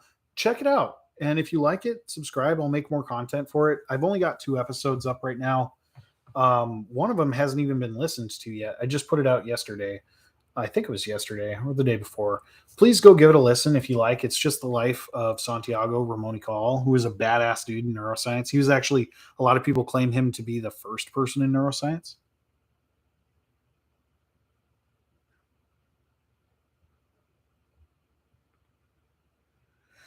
You're loud snacking. Oh, good. Put them kiddos to sleep. You train soldiers. Ah. Yes, I'm on YouTube right there, Neural Jack. Oh, you made it. Okay, good. little late to the game. Hi, hello, welcome. How are you? It's good to see you. Bye, Aaron. Does your brain have the power to attract what it wants? Yes, definitely. And how it does this is simply being open to the fact that it's doing it.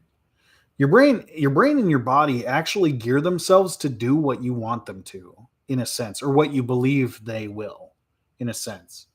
If you're somebody who believes stress will kill you, it's likely to hurt you.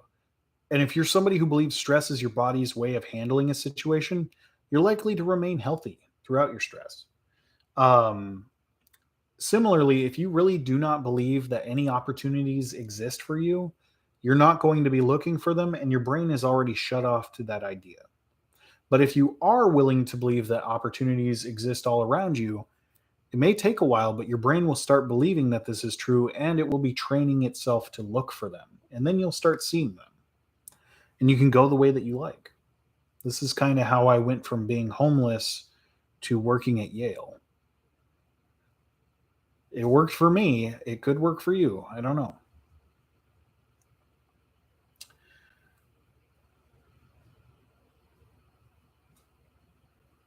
Yes, the legend. Oh, thanks. Thank you. Fire and pointy stuff? Who doesn't? Wire jewelry artist and very interested in silversmithing. Love watching blacksmithing. Yeah, go check them out. I like jewelry stuff too. I actually make bronze. I make bronze statues, but I've always wanted to do silversmithing. I just haven't had the chance.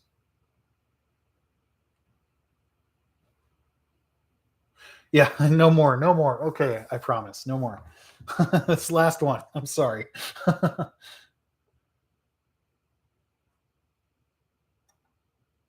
Draw stick figures. That's great. I'm an overachiever. Oh, come on.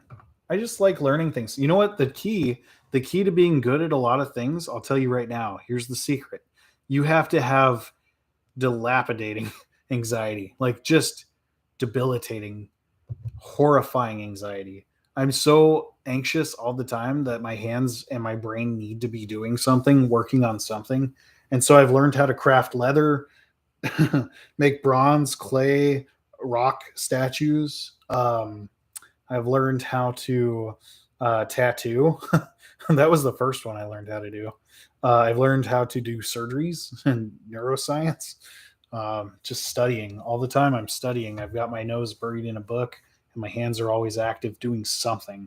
Or I'm creating content for people. Hopefully they like it. I don't know. Maybe not. I don't know.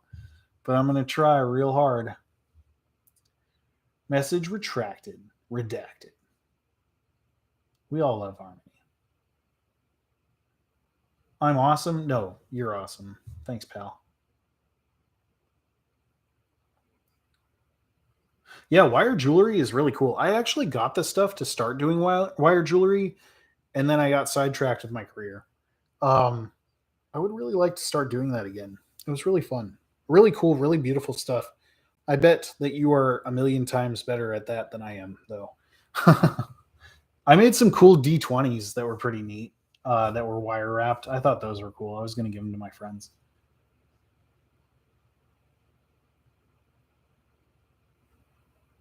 Keep working on new things. That's the thing, though. You just got to keep doing new things. And it's good to stick with old things, but it's also good to do new things. It's really good for the brain. People are always asking me, what can I do for my brain that will help me operate at higher cognition, right? And the key is to just do something different all the time, learning new things and implementing them. That's the way you improve your cognition. That's the best way I've found. Yes, exactly. Be a jack of all trades. I should have said that. But that's the other channel, not this channel. This is Neural Jack. You keep that shit over there. This shit's this shit. Okay.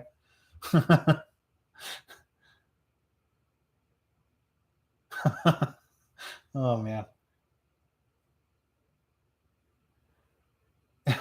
Yeah. Anxiety? Yes. ADD? Yes. Glass cabs. That's really cool. Yeah, I think I've seen that stuff before. Yeah. I don't think that out of body experiences give you awareness. I actually think they take some of your awareness away. That's why you're having them. Yeah. Epoxy stuff is super cool. I really want to learn how to do epoxy stuff to preserve my what are they called? A boutonniere, I think. The thing my wife gave me when we got married. Little flower deal. I don't know what they are. I've never had anybody give me flowers before, but mine's really pretty. It's dried now. It's a rose, and hang on one sec.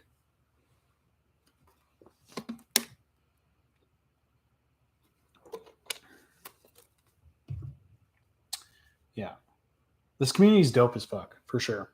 We we have honed this community over the last like year to make it a really cool community full of awesome people that do all sorts of crazy things and very supportive. And we all go through shit too. This community's been here for me, and I've been there for everybody here.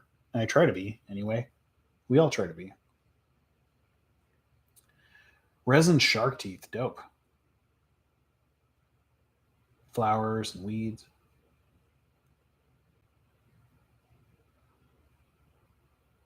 Cool. Sorry, I'm like neglecting this chat over here now. Oreos. Trauma and whatever else. Yeah, we also wanted to talk about, maybe we can talk about two topics. Let's talk about EMDR, and we'll talk about substance use disorders and traumas. Yes, Neural Jack is everywhere. Just see if you can find me there. I'm there. I promise. Maybe. I don't know. Including TikTok. Manifestation. I kind of talked about that.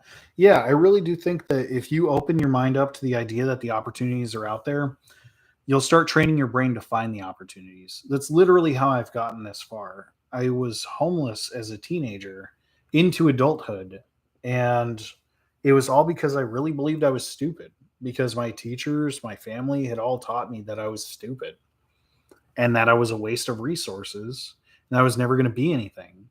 And this one really weird army recruiter who was like guaranteeing that I would be doing lewd acts for drugs. Um, and then I think it was around the time that I met that guy that I was like, you know what? Everybody's so full of shit all the time. Why does everybody talk so bad about me all the time? Maybe none of them are right. Fuck all these people, basically. Sorry for the language, but that's really where I had to go with it. And then everything turned around. I just said, I'm just going to go and I'm going to trust the universe. And I moved to Florida and it didn't work out. And then I made my way to Oregon and it worked out, you know, started going to school. And then all of a sudden, before you know it, I'm here in Connecticut and I might even apply for my PhD here at Yale. Maybe. I don't know yet. Maybe I'll go to Pennsylvania and become the world's top researcher in prosthetics work. That could very well happen too. But one thing's for sure is if I stayed thinking the way that I was back when I was a kid, I definitely would not be here. I'd probably be dead.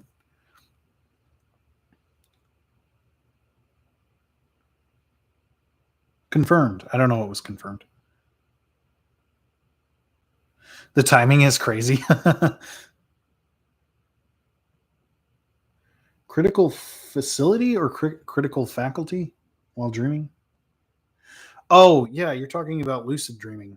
Yeah. Or I guess I guess lucid dreaming doesn't, you don't technically need to have the ability to control your dream to lucid dream. You just have to be aware that you're dreaming. But yeah, I actually can do that pretty well in my dreams. I usually have a lot of control. One dream that I had so much fun when I woke up and I was like, oh, I'm in my dream. I'm still in my dream. I was like, I don't like this dream. And I went and I stood on top of my stove and I clicked the button to turn it on. And then I put my arms and legs in, and the stove started raising like an elevator. And I went up under the hood, up to the next level of dreaming. And I was like, I took a look around, and I'm like, I don't like this one. And I pushed the button again and just went up to the next level until I found one I liked. And I was like, oh, this environment's cool. I'm going to go.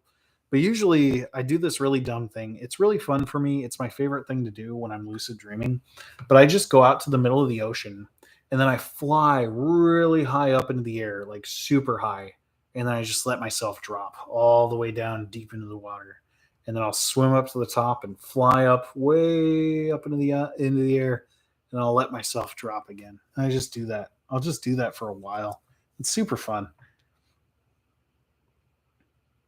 I'm not sure where at in Pennsylvania. Let me check.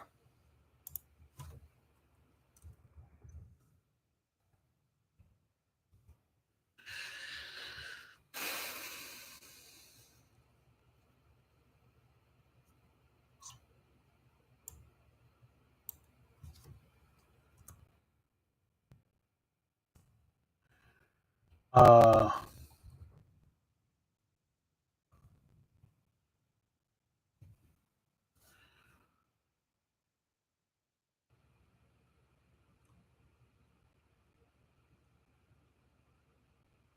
I don't know. I'd have to have Harmony grab that book for me so we can see. I'd be working under like literally one of the top names there. Maybe I should. Maybe I should. Maybe I should. I should do that. I don't know yet. Um, yes, like lucid dreams. After your mom passed, you slowly got more and more depressed over the years. Your brother got into drugs. Yeah, I'm sorry to hear about that. But yeah, that's not uncommon. And typically if we don't have the ability to cope, or we don't have how do I want to say this? When we undergo that kind of a loss or trauma, thank you. When we undergo that kind of a loss or a trauma, we need to grieve, right? And the grieving stages are all different. And they're not in order. People like to think, oh, you start here and then you end up here and then you go here and then you end up here. It's not. It's here, and then for a moment you're over here, and then for a while you're over here, and then you go over here. Then you're over here, and then you're back over here, and then you're here. And then they're like, well, how long should somebody grieve? Should they grieve for a month and then be over it? Grieve for 2 months and get back to work? Do they grieve for 6 months, a year? At what point do you go, okay, now we've gone from grieving to mental illness, right? And the truth is, there is no clean answer for that, right?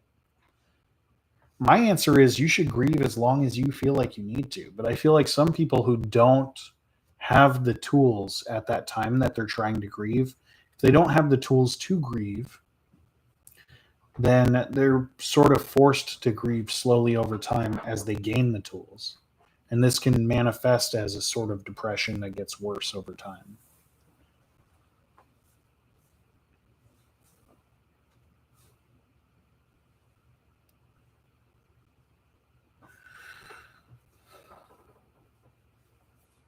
Your brother became it and died. Yeah. I'm sorry to hear about that. That's kind of what happened to my twin brother. Although he wasn't actually, he was treated really well. Weirdly enough, he was treated really well. Um, but he did not die, but he definitely like ruined his life for a lot of years. I still don't think he's doing very well, but I honestly don't have communication with him anymore. I haven't for a couple of years because he's just too psychotic. I can't deal with him and his drug use. Yeah, I'm sorry to hear about that.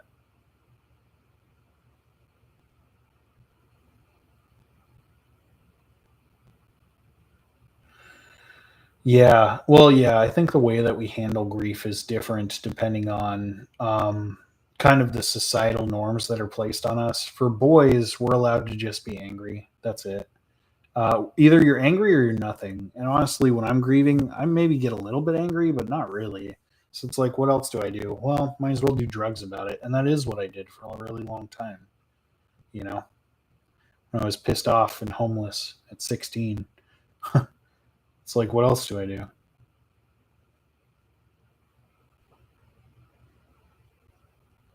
Yeah, to some extent, I believe it's kind of true. I think it depends on society, right? The society you live on will have a huge impact on that. 16 in 2 months, and you're so scared, barely have any money saved, and still have to get a lot done. Well, you're here in the right place, Donovan. I was homeless when I was 16, and my mom was a really horrible narcissist, and she actually abandoned me and my twin brother. And I'll tell you that we got heavily into drugs, and that was the worst mistake I could have made.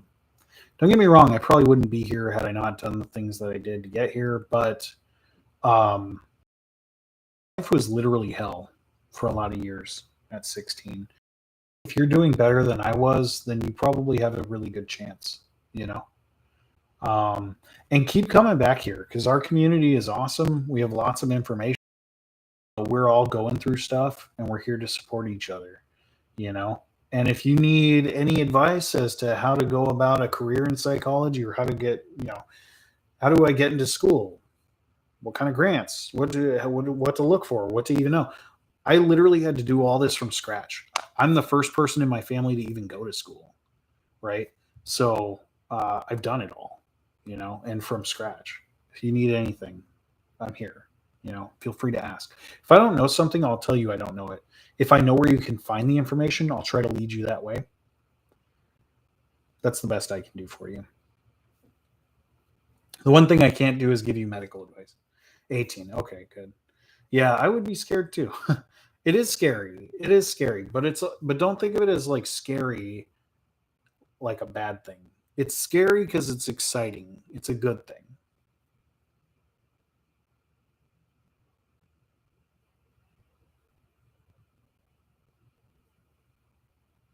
Slight crackle. Okay, I wonder what's going on. Huh. Sorry if this is noisy. Yeah, I'm not sure why that's happening.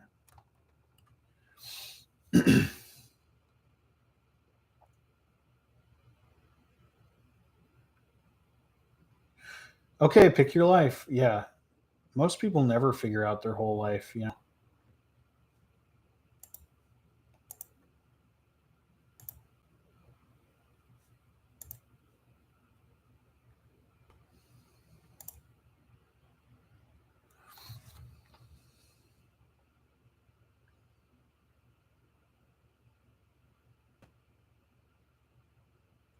The ideal sleep cycle.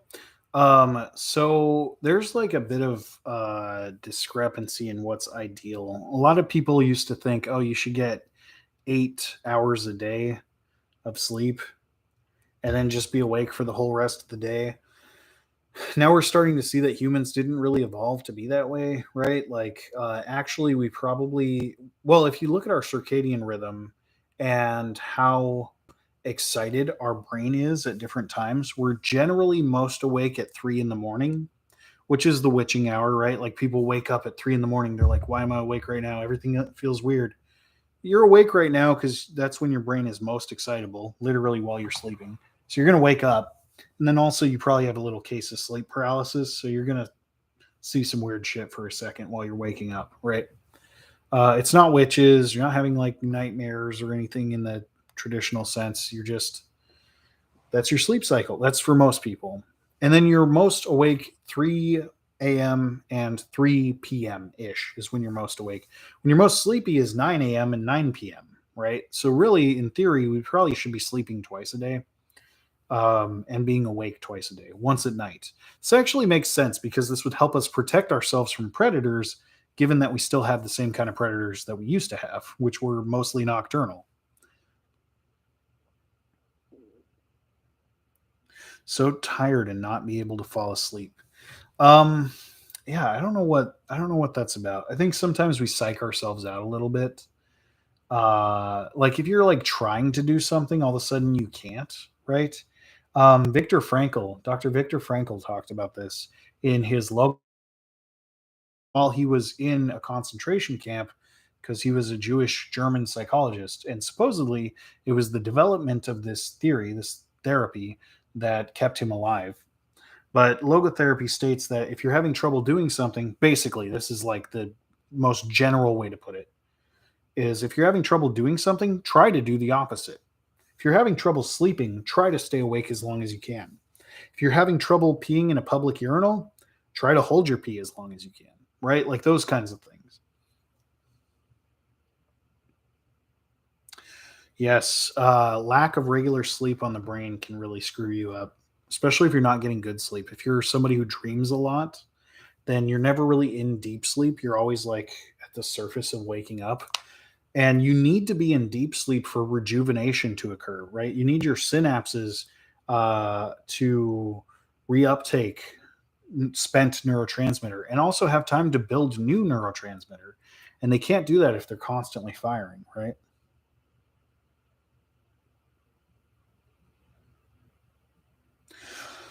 A good podcast? Well, you can check out mine by this name right here, Neural Jack. It's just getting started, but there's also a lot of other podcasts. Let me see if I can.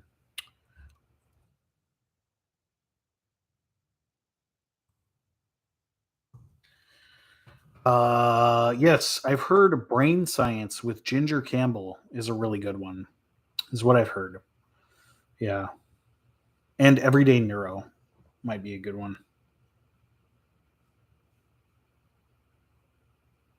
if you're just trying to get into the field. Yeah, good to have you here, Oskin Boskin. Days are well. How are yours? I do not have a video on sleep paralysis. Perhaps I should do one on YouTube. Maybe I will. Sleep paralysis is a great topic. Essentially, your body has a paralyzing agent when it goes to sleep. Yes. See you later. Have a good one. And I hope to see you again soon. Sorry, let me read some of these really quick. Working perfect now. Okay, good. Yeah, that might be my internet. I'm not sure.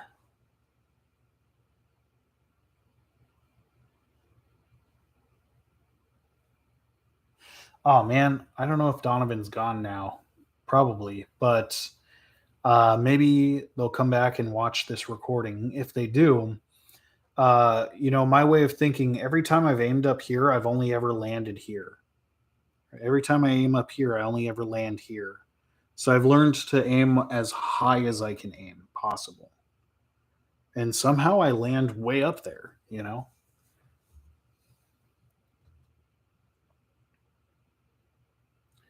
Yeah, yeah, with the sleep paralysis. Yeah, so sleep paralysis is your brain's way of going, "Hey body, you probably should not be getting up in the night while I'm dreaming, so I'm going to paralyze you." Right? So usually you'll notice that you're paralyzed right before you fall asleep because you'll go, "Oh, that's weird. I can't move any of my limbs."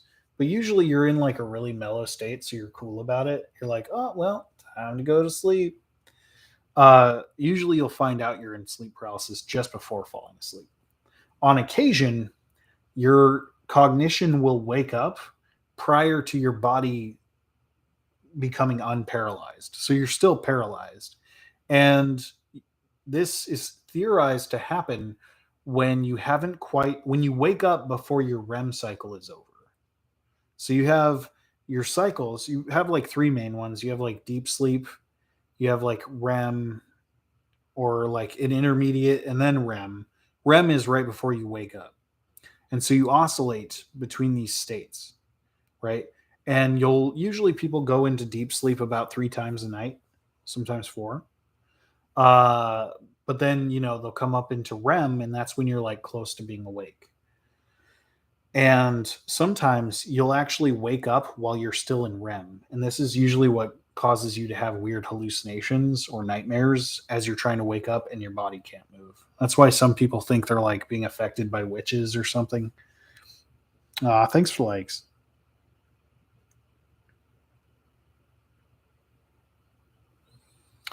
Yeah, if you can, please subscribe to my YouTube channel, Neuraljack. I'm trying to get enough subscribers that I can actually monetize eventually. Overachiever status. That's what I try. I try,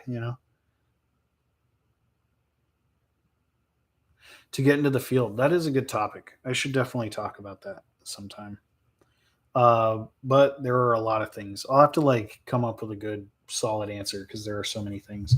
Oh yeah, I had Harmony grab this book for me, Promoting Successful Integration, which was written by Rory A. Cooper, who is the gentleman that I might try to go work with in Pennsylvania.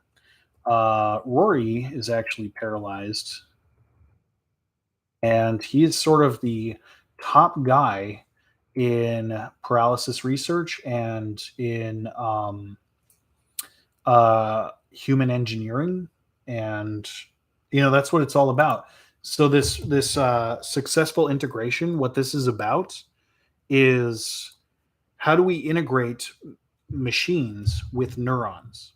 How do we make prosthetics that can actually receive information straight from the brain so that they can work the way our brain would work our actual appendage, right? How do we build a new arm that the brain can control just the same as it would your actual arm, right?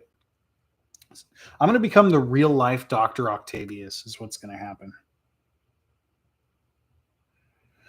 Yes, being able to monetize on YouTube would be huge for me because I would be able to spend more time doing this and making more videos and better quality videos. If I could monetize and make a little bit of money, I could actually like pay people who are way better at editing than I am to make much better videos. So I would like to head there eventually if I can. I want to make better content. I just can't because I don't have the time and I have to work all the time. But it would be so cool. Yes, yeah. Real life superhero. Is that so much to ask to just be the bionic woman? You could, and maybe you will. Hopefully someday.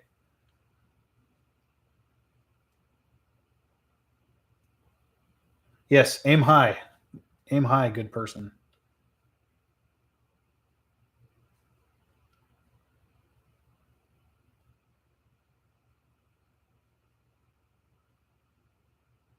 Yeah, insomnia is no good. I've had bouts of insomnia that lasted about a week, and by the end of it, I was just insane. I literally like I was just wandering, and I'd keep waking up wandering places. I wouldn't. All my neurotransmitters just completely depleted.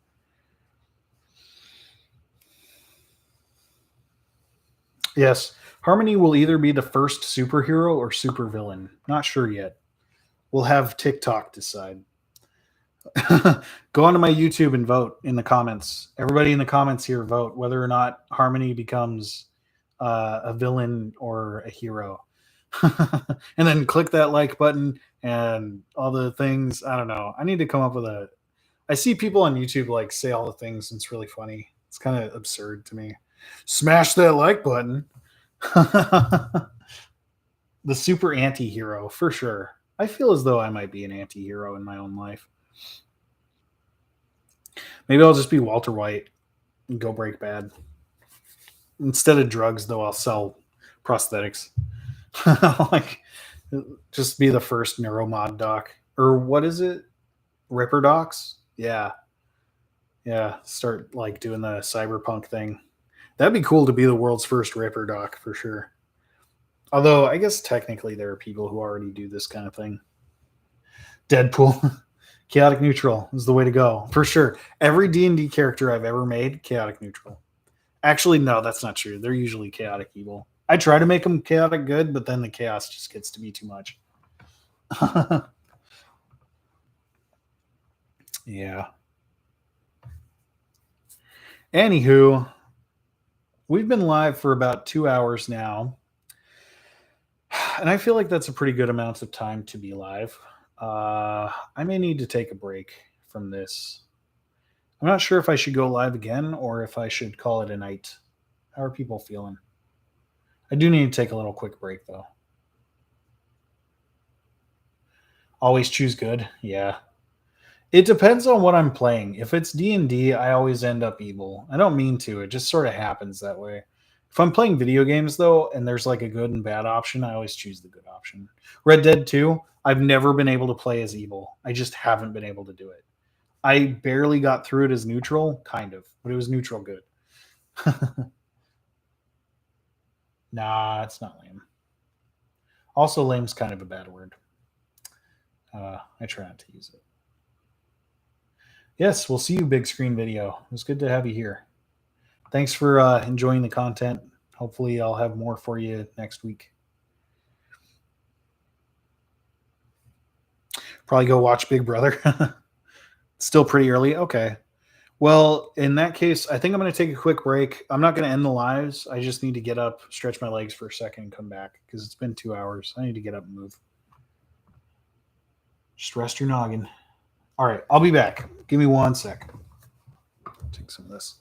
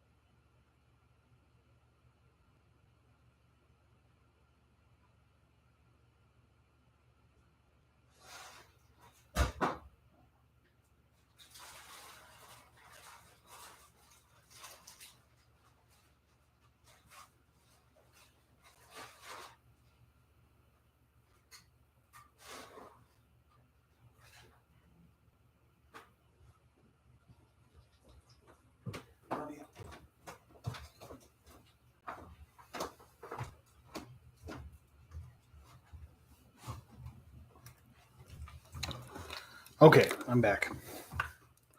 Got a little bit of water, took a little break. I'm back. Waiting for some paranormal shit. What? Back here? Did you see anything? Were there ghosts? Play some music. What do you want to listen to?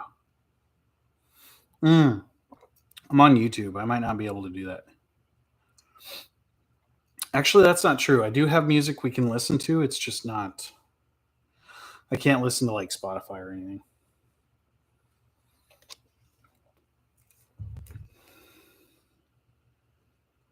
We are talking about the brain.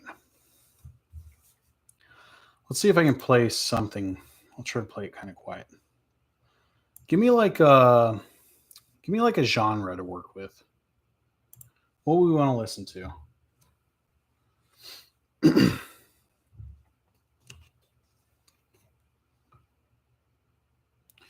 Oh, well, I took my break. Yeah. Yeah, the problem with that is being on YouTube. They don't like that. I do have some music I can play, but I'm not sure what. I'm sure there's plenty.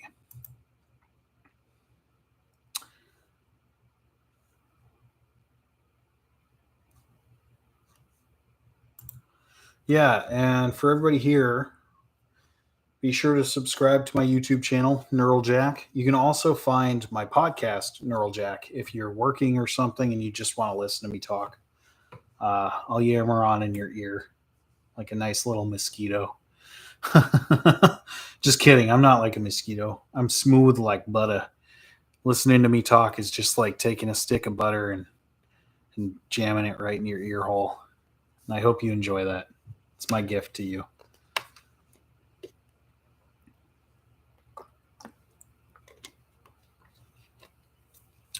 Okay, let me see if I can find anything like that. I don't know if I can. What I have access to. Ooh, maybe I do.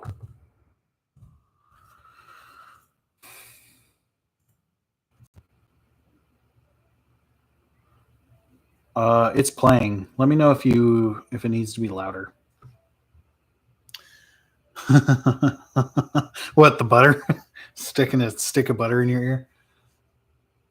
How is this? Need to be louder?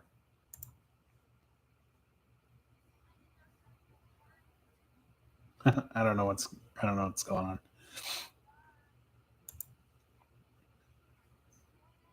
Can't hear it? Okay.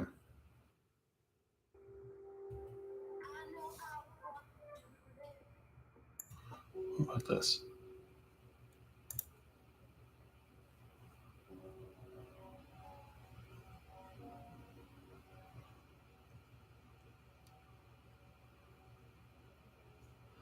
I don't know.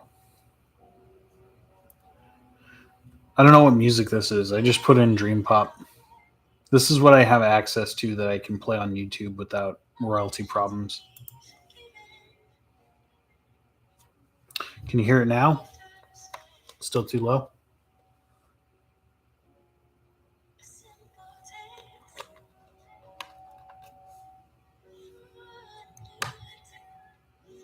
Thanks to everybody who's subscribed, by the way. Do you think dreams are symbolic or just random nonsense? I don't know. I think there are a lot of cultures who believe that dreams are. You can hear it? Good. Tell me if it's too loud or if it's too soft. A lot of cultures believe that dreams are symbolic and that they're very important. I think that our culture tends to neglect dreams a little bit. We neglect a lot of things that I think are very important in the US. Um, a lot of Native American tribes believe that, as well as not just Native Americans, but other cultures across the world, believe that when we dream, we have guides that are talking to us. And for instance, sometimes you might be chased by something. Could be a zombie, could be a bear. Either way, it'll come to you if you let it. And they say, stop running. Instead, face it and kill it. If you kill it, it'll give you a gift. And usually that gift is some song or some sort of creative thing. Sometimes it's an invention. And this has largely been found to be true. Um, that's why a lot of our greatest artists in the past, especially musical artists, like, excuse me, like Prince, right, were people who did opiates. And the reason why is because those opiates would cause them to fall asleep. And while they were sleeping, they would dream and they'd dream creatively. Now we're starting to believe that, earlier I was kind of talking about how the our subconscious mind knows way more than we do, but it doesn't really speak in language. It speaks in feelings and imagery and emotions. So, how does your subconscious mind tell you when it's figured something out? Sometimes it works on this problem for months or years, and you've given it information to try to tackle the problem, and it just can't. So it takes years or months, and then it finally figures it out. And while you're sleeping, it goes, "Oh, now's my time. Now's my chance to talk to you," and it feeds this idea up to you. But the problem is because there's this miscommunication in styles of communication, or this discrepancy in styles of communication. Uh, it arises in conflict. Some sort of conflict happens. You dream about being in war, or you dream about being in a fight, Or you dream about your cousin who you haven't seen in a while who walks up and kicks you in the shin. It's your brain trying to get you to pay attention. But we dream for many reasons, thought to be. One reason why we're thought to dream is because we're trying to take everything that we had learned the previous day and consolidate it. What do I need to remember about this day? What's going to be useful for the future? What's not useful? What should I just forget? What should I just throw out? So we do this consolidation process. The other reason that we sleep, the main reason we probably sleep, is to revitalize the body, right? And the brain, the bodily aspect of the brain, right? Neurotransmitters. And the next reason why we dream is because we're trying to predict, based off of what the previous day had occurred, what's going to happen in the next day. That's why some people even dream about the future, and sometimes they get it right, and then they think, "Oh, I must be psychic. I have premonitions." Well, kind of. Not really. You're just a really good statistician. We all are. It's how we've evolved. Yeah, we do. We do it automatically. But sometimes it's difficult.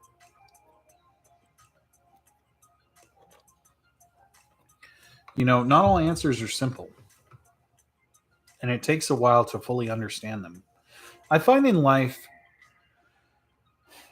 that we're all just going through lessons, and that we're not really very different from kids.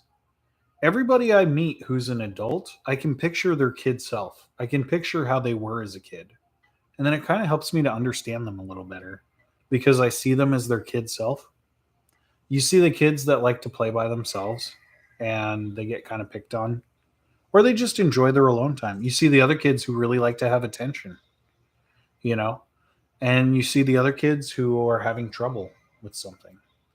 You see other kids that maybe feel a little insecure. Um, but we're all just kids, you know, we're just old kids.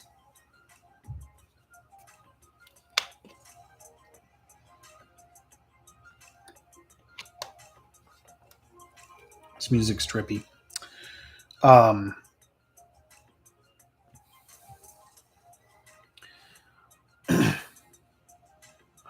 so I think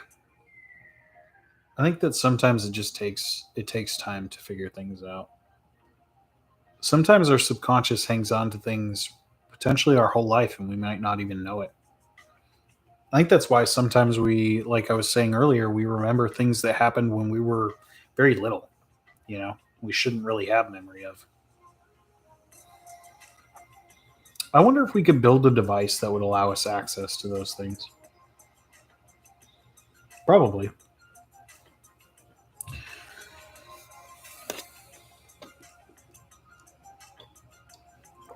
But yeah, the brain's a statistician.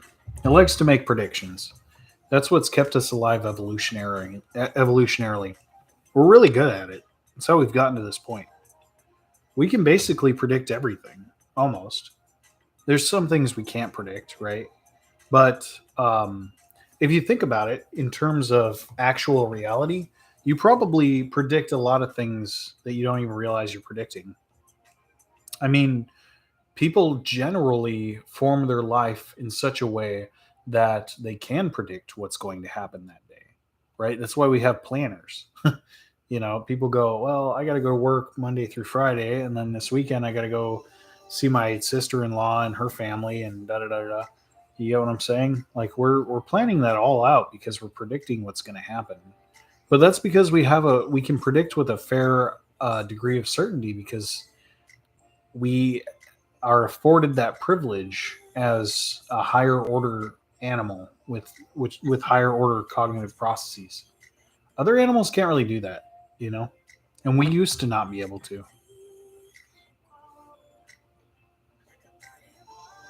I did answer your question about religious experience a long time ago. I can't really quite remember what I said. I did talk about how some people's religious experiences in the past, like Joan of Arc, right? She probably actually suffered from migraines. One of my biggest fears is not being able to let go of trauma or stay stuck in certain patterns. Yeah, that is really scary. I think that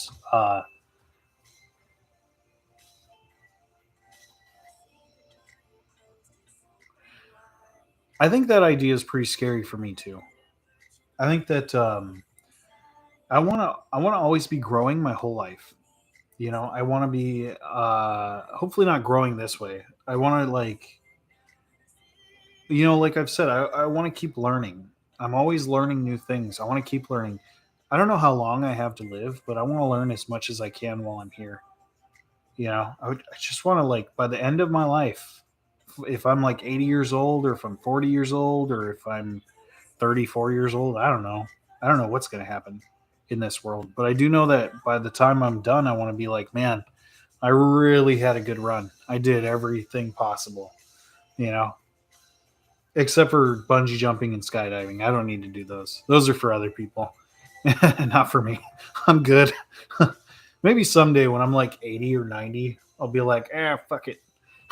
Push me out. But yeah, I don't want to be stuck on shit either. You know,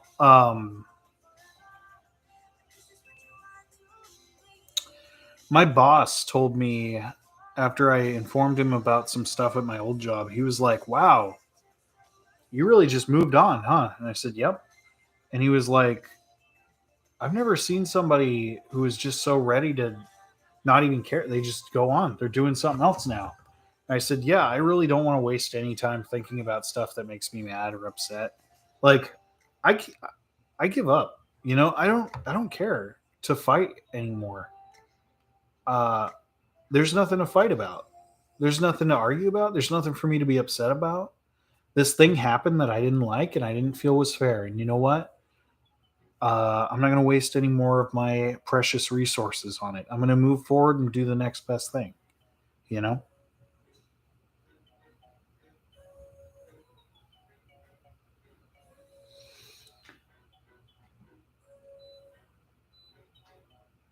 50 somethings live their lives in big five as big 5 year olds. Yeah, yeah, yeah. Vampires. Processing trauma and getting mental health treatment is really important. I wish it were more. There were more access. Oh, it was more accessible. Yeah. Oh, thank you. Yeah, yeah. Why waste time? I wish it was more accessible too. I wish people could get the help that they need. But we really are just kids, And if you see the world as children, this has helped me a lot. I stopped getting so pissed off all the time.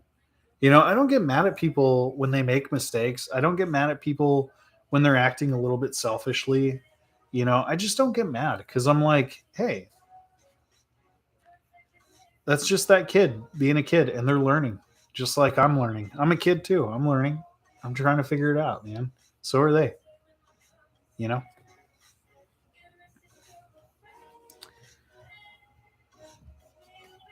Wad Forever's here. What's up, dude? I'm live on YouTube. How's your AI coming? How was your trip? You went on a trip, didn't you?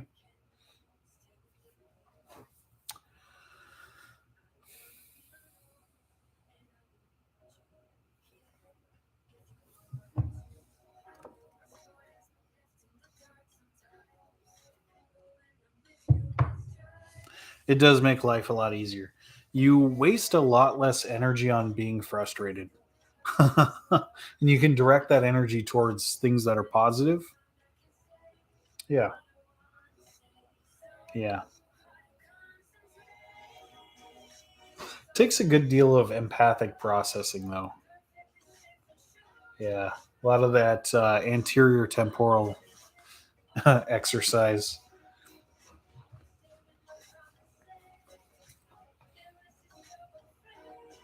Big facts. Yeah, for sure.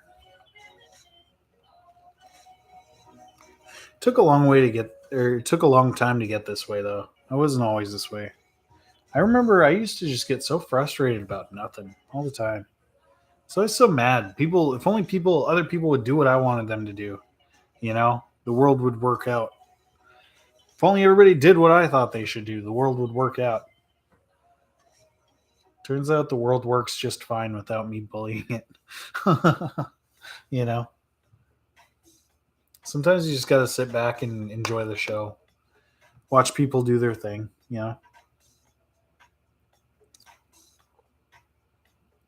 Yep, answering questions about the brain.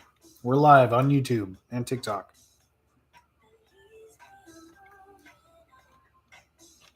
And we got music going. It's weird music, but it's music I'm allowed to play.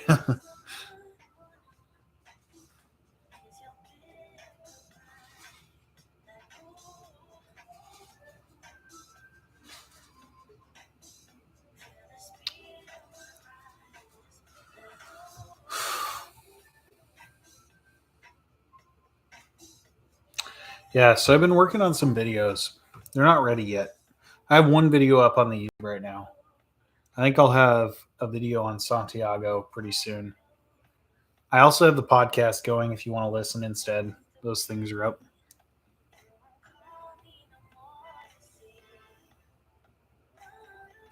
Okay, it was good to see you. I hope you have fun. Marzipan. It's always good.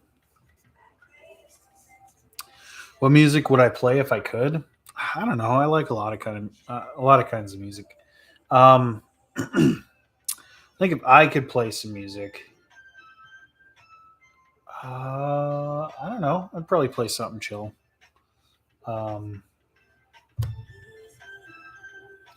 Man, that's weird. I don't even know what music I listen to. I just sort of like click on stuff and let it play.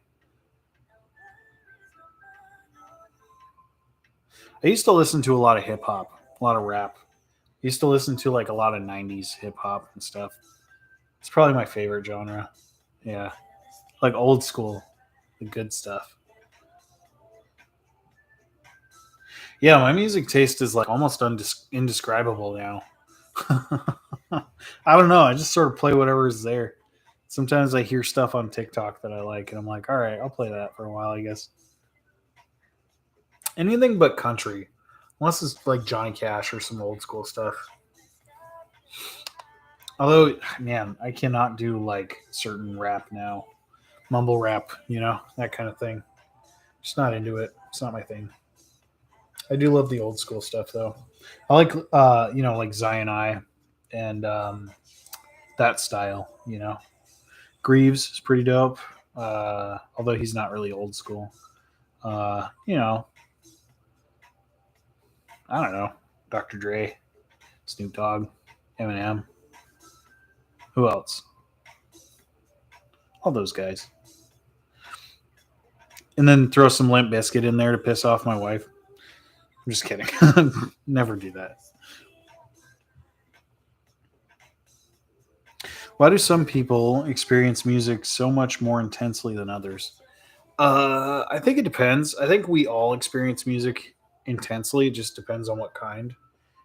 It just kind of depends on what kind your nervous system is tuned to. So I don't know. One thing I know is that if you are in the womb and your mother tends to listen to heavy metal, then you will come out and grow up to most likely enjoy heavy metal. Um, you'll also probably like environments that are usually kind of chaotic, and it'll help you sleep. Um, Oliver Sacks wrote this really good book, Musicophilia, which was about the nature of the nervous system and how it responds to rhythm. And also when you kind of jack things up a bit. It's pretty cool. It's by choice if you're open to it. I think it depends. Some people find things uh, pleasurable, whereas other people find them to be like bad. A good example is Primus as a band. I really love Primus. I think their sound is unique. There's nothing else like it. I really enjoy it. I've been to see Primus live, but there are plenty of other people who are like, dude, Primus sucks. And Primus's own slogan is Primus sucks. So it's like I can't argue with the fact that they suck, but I still enjoy their music, you know?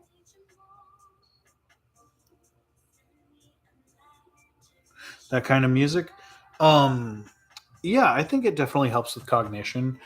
It helps with memory formation for sure. One thing that's really interesting is that music is a powerful retrieval tool for memory acquisition.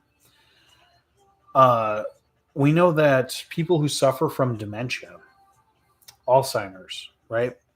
Um, you can play music from their time and they tend to sort of wake up out of it temporarily and they can start telling you stories.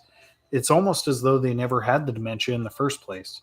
Of course, over enough time, they'll start to get back to their demented self. It doesn't take long, but there is usually a brief period of time while they're listening to their music that they kind of wake out of it and they start acting kind of normal again. So, yeah, I would say music's pretty important. I don't know what it is about music and how it's interacting, but uh, I think something about the way the rhythms are going, it has to do with how information is sensorially encoded, and so when you're like sparking the system with these different little beats happening in synchronization, um, I think that neuronal firing of patterns jolts other patterns that you already have sort of stored. Yeah. But yeah, definitely, like, it's all subjective, right? Some people find certain music to be beautiful and other music bad. Other people are the reverse of that, right? Some people only love country music. I could not understand that. I could not. I absolutely can't. I don't understand that twangy. I don't like it. I don't like the lyrics. I don't like the mentality. I generally don't like people that only listen to country. I feel like I just don't agree with them on a lot of things. Um, but I do love Johnny Cash. But I feel like, is a little more rock and roll than country to me. But I don't know. Yeah. The thing about the brain is that it's very systematic. Part of being a statistician is that you're very systematic. We're a predicting machine, right? And so we definitely look for rhythms and patterns. That's like the thing we're looking for. And I feel like that's what music feels like to us. Sometimes it just feels like the thing we've been looking for, you know? How do you deal with different emotions? Can you elaborate? What do you mean deal with emotions? Do you mean like having conflicting emotions? Too many emotions at once? Um, what do you mean?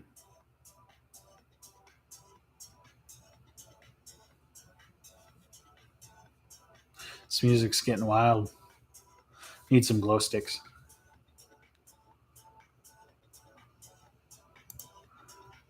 but like really sleepy ones. Let's try this one.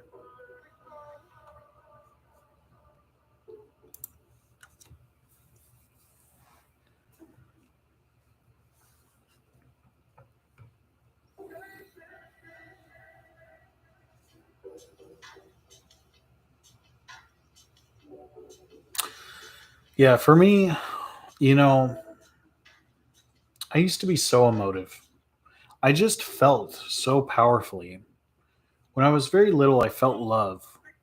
I felt love for everything around me. And I felt this love intensely, and I wanted to hug everybody and tell them I love them. And I had to learn that that was inappropriate, and that I couldn't just keep telling people I love them all the time. But I wanted to. It was very little. Um, it's going good. How are you doing? Uh, as I've gotten older, I've learned that feeling intensely has not been a very good thing for me. Sometimes I feel really good things way too good. My highs are way too high, and my lows are way too low. When I'm feeling down, I'm way too down. So I've felt the need over the last few years to sort of um, even myself out. I'm never too high and I'm never too low. The good things are not as good, but that's okay because I don't end up falling off the pedestal and hurting so bad. And the bad things are never as bad. So I don't have to I don't have to climb so hard to get out of the pit, you know? I'm always sort of at an even keel kind of thing. It's very cute. Aw. Anger that's caused by others. Well, yeah. I think the thing is we have to look at why we're angry. Angry is never a primary emotion. Angry is always a secondary emotion, and it usually stems from fear. So when somebody does a thing that causes us to become angry, we must recognize within ourselves that we are afraid of something. This person makes me angry. Let me give you an example. A few years ago, it was almost Christmas, and I had my Subaru broken into, and about $2,000 worth of my stuff was destroyed. The person didn't steal my stuff. They stole a few of my things that were really expensive, like really expensive, hundreds of dollars worth of camping equipment. But there was a lot of stuff in there that was just like books and miniatures, which get really expensive, stuff for D&D, things like that. Literally hundreds of dollars of my stuff. It was in the middle of the night, and it was dumping rain, and these people just threw my books out in the rain. They just took it out of my car and scattered my shit all around the block, and just ruined all of it. Just ruined it. They didn't even take it with them. They just ruined it. They stole my camping equipment and destroyed everything else. Why? I didn't do anything to them. I didn't even know them. I don't know. I don't do anything to anybody. You know? Why would they do that? It made me so angry. I was so upset. But I wasn't really angry. I was afraid. I was afraid because they violated my property. And they violated me by extension of violating my property. They made me feel insecure. That's what I was afraid of. I lost my security. You know? I was afraid. So how do I deal with that? There's different ways I can go about it. I could go seek revenge. For a while, I wanted to go walk around and see if I could find my tent and kick the shit out of the person who stole it. I wanted to. But after a few days went by and I kind of chilled out a bit, I realized, it's all just stuff, man. It's not like it can't be replaced. And maybe if I was that attached to it that it hurt me that bad to lose it, maybe I didn't really need to have it in the first place, But it wasn't even that at all. It was never about the stuff. I can get stuff. It's the fact that it was my stuff. And even worse, and they destroyed it for no reason. For no reason. And I know I didn't know them. And I know I didn't do anything to anybody. I didn't deserve that. Why did they do that to me? Chances are it was just a couple of meth heads.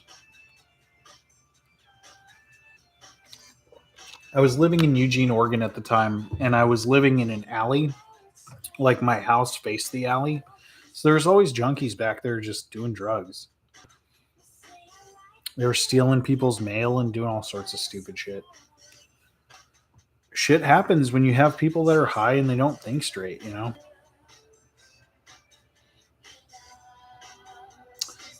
I was messed up. Yeah, and you know what? If they were on drugs, maybe it's not entirely their fault either. Maybe they really couldn't control how they're acting. Sometimes people don't make the best decisions when they're high, or even when they're not high, but they've been high for a really long time. Sometimes people don't make the best decisions,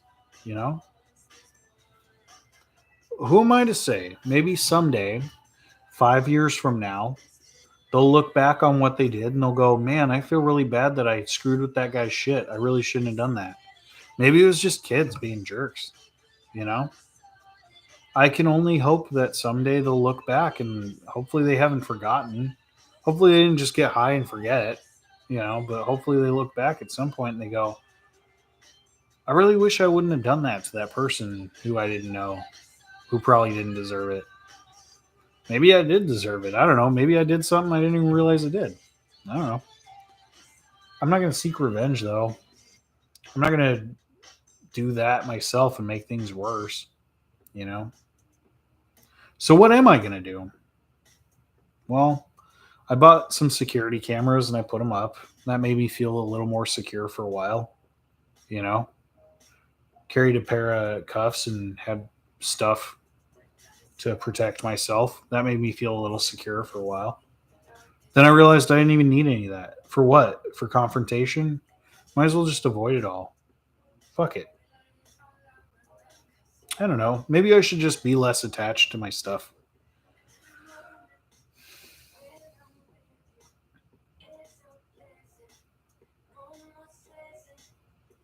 Consciousness is not really stored anywhere. It sort of permeates throughout the brain, I think. It depends on who you ask because we all have different theories of consciousness. Everybody believes different stuff around consciousness. I believe consciousness is a byproduct. I don't think it's like a thing that the brain is actively doing. I think it's a thing that happens by accident. I think the brain is just reflecting on itself so deeply that we're way too self-aware. And I think we go, "Oh man, I'm here. I'm present. I'm always here. I'm always here and I'm always doing things. What's going on with me? What am I doing today? How's my body feel? You know, how close is that thing to me? We're always, consciousness is sort of thinking about the world around you um, in relevance to yourself. Thinking about yourself internally and thinking about the world externally in relevance to yourself, right? So it's important for us to be able to do this. It's important for any animal to be able to reflect upon itself to some degree. If I'm injured, I need to know where that injury is taking place, right? Uh, I think humans are just really, really good at introspection. It's very controversial. Yeah, because it's like, what kind of consciousness? Some people believe there's one type.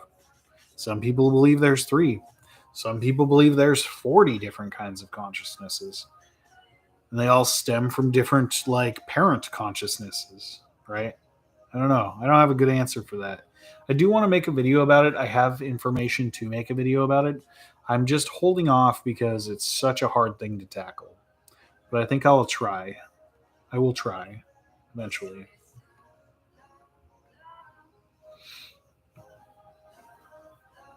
Thank you for the likes. I appreciate that.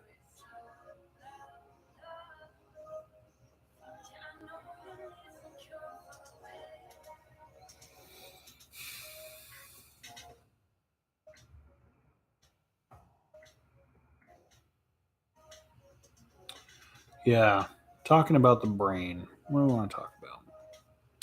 Consciousness. You can kind of think of consciousness or like the conscious self, the I that wakes up in the morning, as a little hijacker hiding in the closet of a ship, a really big cruise ship. This huge cruise ship is just sailing through life doing its thing. And you just sort of like come out of the closet every once in a while and go, I did that. I'm the reason this is all happening. Okay, bye guys. And you close the closet door again.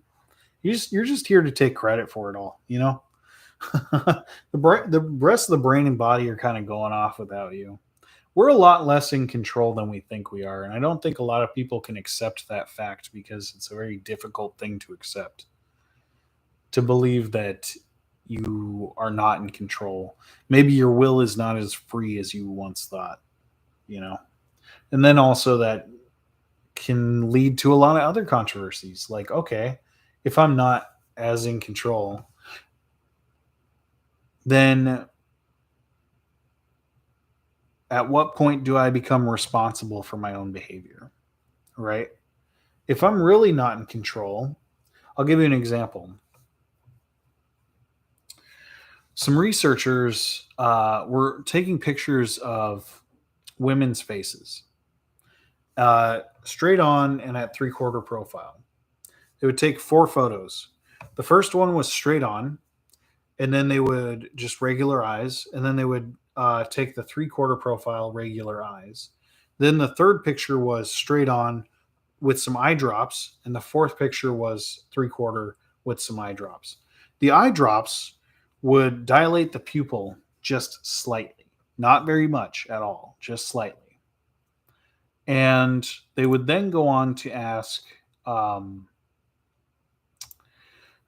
they would go on to ask men who were attracted to women. They would pair the images and they would say which woman is prettier and why. And the men would consistently pick one type of woman. And it didn't matter what the photo was, who it was of, if it was straight on or 3/4 profile, it was always random. But they would always pick the woman who had the slightly dilated eyes. And you'd go, why? She has a nice smile. I like her hair. Her eyes are really pretty. She has a cute nose. All these different things. She seems like she'd be like good wife material. I don't know why. All these different reasons you'd pick this woman. The reason why they're picking these women with the slightly dilated pupil is because that's a sign that that woman's ovulating. It means that she's like becoming sexually ready, so that she's ready to procreate. Men are picking up on this, and they don't realize, you're asking them, hey, what do you find attractive about this person? None of them said, oh, well, I noticed that this gal's eyes, her pupils were about 0.5 millimeter more dilated than this other gal's. Nobody ever said that, right? It's just, I don't really know. I just think this lady's prettier for some reason. There's a lot of weird things like that our subconscious is sort of doing without us. So at what point do we say like somebody is in charge of their own feelings and actions? I don't know. I'm just saying there's more that needs to be done here.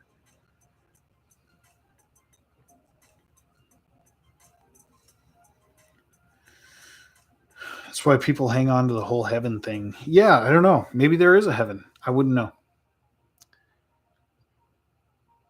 During meditation, the brain is sort of entering a state of theta. So, like, if you sit and watch TV, so the brain oscillates in frequency, and different parts of the brain are oscillating at different frequencies, right? And if you're conscious, if you're like awake, that oscillation is sort of like sporadic. It's real sporadic looking, but it's different in different parts of the brain. When you are dreaming or when you're watching TV, or surprisingly, when you meditate, your whole brain starts to oscillate at one frequency, which is theta, and it oscillates together. That's what's happening in the brain with meditation. You're sort of entering into a dream state. Same with hypnosis. Yeah, it's pretty cool, huh? For undergrad, it was a little like that. Always fascinating to me. Yeah, it's very fascinating. Yeah, Joe. I don't know. We just got to figure out what women dig about men. I'm coming to realize it's nothing. Human nature is very strange, for sure. What about attachments to people? I don't know. I think that depends a lot on our sort of attachment style when we're children. I can't even remember all the attachment styles. Harm would probably remember better than I do because she's actually gone over that topic recently. The last time I went over that topic was 6 years ago, 7 years ago. But people, what I do remember is that people as adults generally sort of emulate what they did when they were children, interestingly enough. And what you know about them as a person, as their attachment as an adult, you can kind of decipher what had happened to them or how their relationship was with their parents when they were children. Because certain, you can have like secure attachment, ambivalent insecure attachment, and avoidant insecure attachment. Let's see if I can kind of remember some of these. So let's see. Yeah, we have, like secure attachment, right? We saw that a baby that is securely attached to their parent will, or like a toddler, right? Will, you can set that baby down and they'll freely explore their environment. And even if the parent walks away, they don't immediately become worried about it. They just sort of play and they explore because they know that they're in a safe environment. They trust that their parent is watching over them, taking care of them, has put them in a place that's safe. Whereas if you have like an insecure attachment, you have babies that do not, they question their environment very much. They will not crawl away from their parent because they are very afraid of their environment without their parent being directly there. And then you have some babies that are so insecure that they're not even attached to their own parent. This is usually like a parent that's really inconsistent with their love, right? These babies, they tend to just not react to their parents as much. Um, you can have like kids that are really neglected, like I was, tend to seek attachment with anyone and anything. That's probably why I was so loving when I was little, is because I just really needed somebody to love me back, and I wasn't getting it. So I think little tiny baby Jared was just running around trying to love everybody with his whole heart because he just really wanted somebody to love him back and didn't get it. You know. And that's very common with people who grew up the way that I did.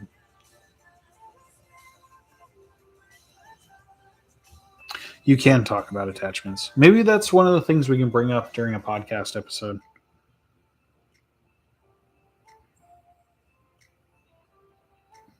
A man that can fix things. Maybe that's correlational to beard length. If so, Joe's hot as fuck. Anxious, avoidant, and disorganized attachment styles. Yeah, there's lots of different attachment styles. Sorry to hear that you had an awful childhood. I did not have the best one either, but definitely not the worst one either. There's many worse childhoods than mine. Anxious in Love, that a therapist recommended to me a few years ago. That is a good read for anyone with an anxious attachment style. That sounds interesting. Yeah. I don't know though.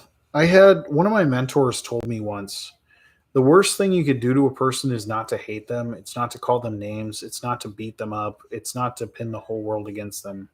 The worst thing you could ever do to somebody is to ignore them and pretend that they don't exist. And I think about that a lot. Yeah. It's like, what are you if you don't even exist to the world? The Buddhists, or particularly like the Dalai Lama, who I take this knowledge from, His Holiness, said that, kind of what they believe, a house is not a house unless you make it a house. A house needs a person to appreciate it to become a house. In order for you to have a house, you have to erect some sort of structure, and then somebody has to call it a domicile. Somebody has to live there. If nobody ever lives there, is it ever a house? No. It's just warped wood and stone that you've smacked together into a weird structure. And what about a cup? What's a cup? What is the purpose of a cup? What's the cup's usefulness? Well, actually, the cup itself is not useful. It's the negative space in the cup that makes it useful, right? But the cup, even so, would never actually be a cup unless you called it that. So the cup needs that human interaction to become a cup, right? That tree was never a tree until someone called it tree. And that meant something to them. Go get wood. Where? From the tree, right? What's wood? It's this thing. I get it from this thing I call tree. Without that conceptualization, this thing would not be a thing. In fact, there are a great deal of many things that we don't call a thing because we don't even know it exists, and didn't until we find it out later. Like air. We just called it air. Oh, wind. Okay. What about oxygen and hydrogen, nitrogen, all the stuff that's in the air, right? We didn't learn that until way later. Um, Similarly, I think that a human being all alone and all by itself is not a thing. I think it needs another human to appreciate its existence. I think they need to appreciate each other, you know?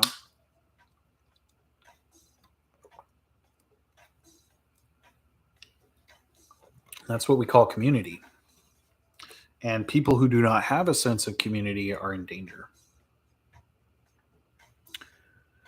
Hello, what's up? My podcast is by the same name as my YouTube, Neural Jack.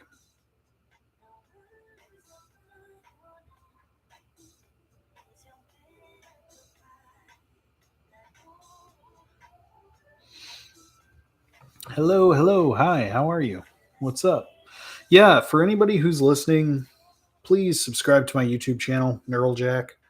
I am trying to get enough subscribers so that I can start monetizing. I would really like to start making money so that I can actually make, better content. I would like to. I also need to get more viewer hours. I guess I need like 4,000 or something like that. But I'd like to start making better videos because it'd be good if I could hire people to edit my videos instead of having to do it myself. It's taking me a very long time. I'd like to be able to put out like 2 videos a week, but right now it's more like 1 video every 2 weeks because of how much effort I have to put in. Because I do work, believe it or not, my job is takes a lot of work. um, who knew? Who knew working in a neuroscience lab at Yale was difficult? Anyway, it's wonderful. I do love it. I am good. Thank you for asking. I'm actually pretty well. Yeah, just answering questions about the brain.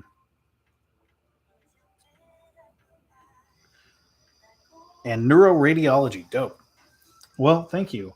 Yeah, feel free to subscribe to the YouTube and maybe hit the little bell looking button and the like button and all the buttons. Just hit them all. Wildly hit buttons. That's what I do in research, and it's gotten me this far. Don't do that. Don't wildly just hit buttons. Make sure you have a purpose for that. A fellowship, huh? That's cool. Yeah, I work at the Center for Neuroscience and Regeneration, um, which is in the VA hospital here at Yale. Uh, I think I'm going to be applying for the PhD program at the end of this year for next year. I don't know if I'll get in. Somebody that I was certain would get in had some trouble, so I'm scared. It does seem to be a very hard program to get into. Uh, Hopefully, I'll get in, be able to get my PhD here, or I might go to Pennsylvania. Hey, who knows? Maybe I'll start working with Rory and doing some prosthetic work. That would be really cool. Maybe I can do both. Maybe I'll find a way to do both. It'd be wonderful. I got some reading to do. I always have so much reading to do. Thank you. I appreciate that. What's your fellowship? Where do you go to school? What are you doing? Also, if you have any questions, I can answer. I'm answering questions about the brain.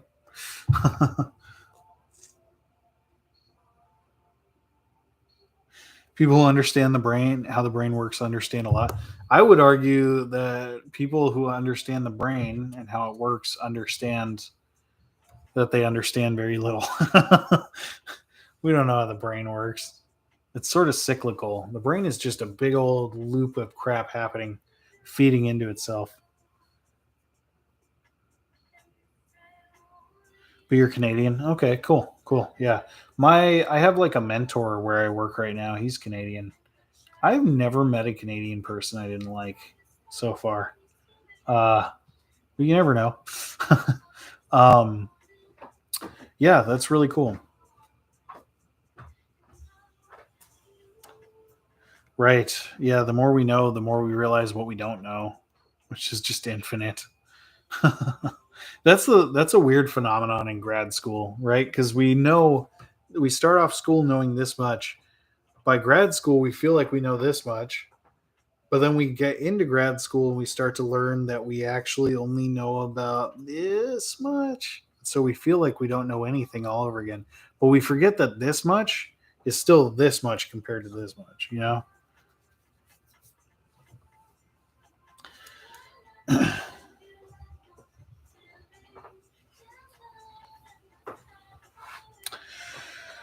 What caused evolution to give us humans a higher level of consciousness than animals? Well, I actually don't know how to answer that because I don't know that we do have a higher level of consciousness as other animals. I think we assume that.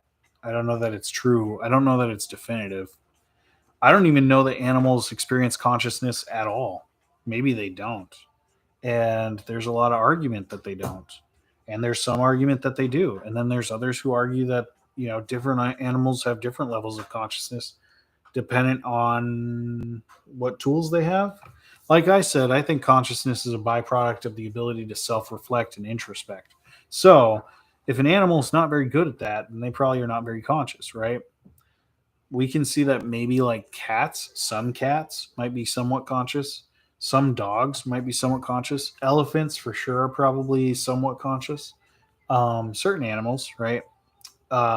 Especially if they're aware of themselves in the mirror. That's kind of how one of the ways we test, right? We put an animal in front of a mirror and then we put a dot on their fur, right? Like a sticker, a light sticker that they can barely feel. And if they see it in the mirror, right, they see the sticker on them and they go, oh, like that, without looking at themselves. They're looking in the mirror and they go like this. Then we know that they can understand the concept that that thing in the mirror is themselves. That is a form of self-inflection. Then we can say, oh, maybe this thing is experiencing a form of consciousness, right? Some kitties do this. Maybe they experience the exact same thing I experience. I don't know because I can't really talk to them. Is the problem? And maybe they don't. Maybe no animals are conscious whatsoever. Maybe we're just a weird freak accident of nature, which is very likely. But also, a lot of it has to do with the way the brain is organized. If you look at the cortices of other animals, they typically have like a frontal cortex that's just sort of sitting up there. With us, our entire brain is wrapped in a cortex. So most other animals have like a bit of cortex right here, right? But our cortex actually goes all the way around our entire brain structure. And it's theorized that the actual structure of our brain itself is what provides us with this higher order processing.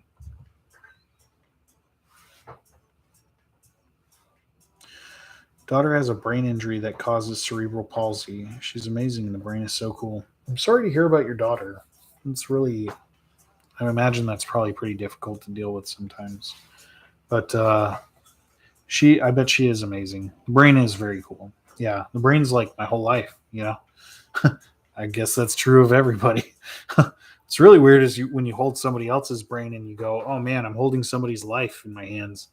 Everything they ever were is right there. So what do I think about the mind and soul? Well, I'll tell you what Descartes thought about the mind and soul is that he thought that they were gifts from God and that they were separate from the body, meaning the brain. So although the brain was this material body part, the soul or the mind, kind of synonymous in this case, were part of the immaterial realm and that you couldn't study it. But in neuroscience these days, we think that all that stuff we called soul and mind are actually just synaptic processes. We think it's just the brain firing, creating those feelings. I think sometimes people have feelings about things that we think are things, but turn out to be other things. Yeah, ask all the questions. Ask all the questions you want to. I'll answer whatever I can. If I don't know the answer, I'll tell you. And feel free to join me on YouTube too. Subscribe to the channel if you like. Neural Jack. I also have a podcast. You can check that out too. Fascinated by the brain. Recently diagnosed with RRMS. I got my MRI pictures and it's awesome. Huh?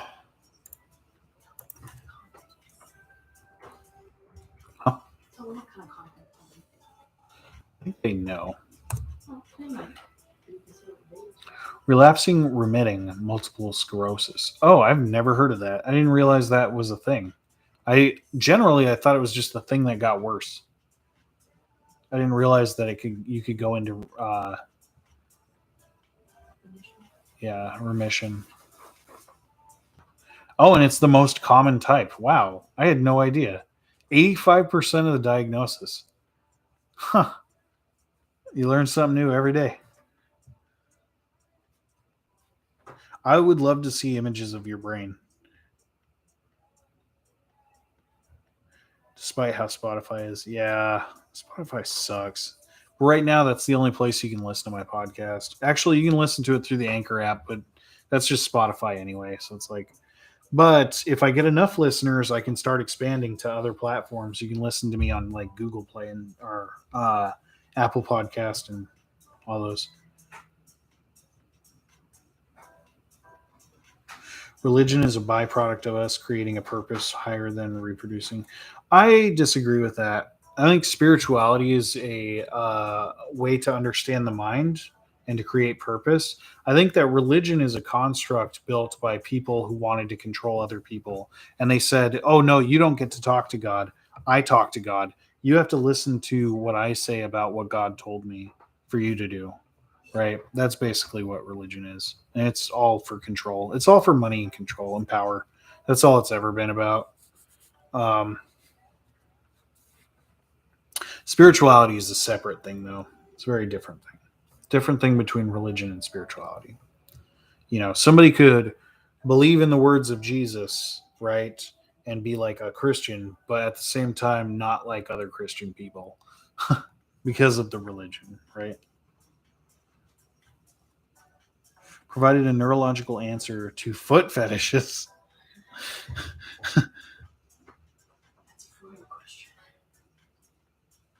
That's funny. Yeah, that's very Freudian. Um, I've never heard I've never heard of a neurology behind enjoying foot stuff. But I mean, hey, I don't know. I guess you can learn to like anything. Um, oh, spotty. Yeah, yeah. Religion's very much that way. It works for some people. It does not work for me. That's okay. I'm not here to disparage anybody. I just hope people can know the truth about what they're doing and studying. Um, then again, what do I know? Just work at Yale.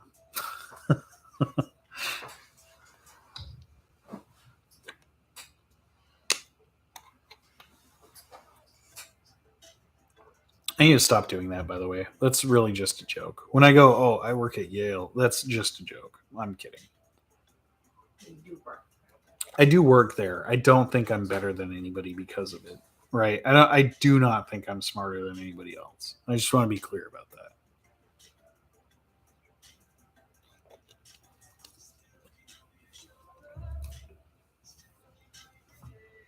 This music's funky. What else do we got? It's time to change it up. Somebody asked for a funny random fact. A fun random fact? Oh, yeah. Let's see. Random facts. Okay, here's a good one. Do you know that the brain is about the consistency of room temperature butter? And I'll also tell you, as an added bonus, most of the things that we use to compare the brain to involve food, and that it's actually a very natural thing to refer to the brain as food. And even funner's a word, even more fun is that if you cook the brain, it smells and tastes like bacon.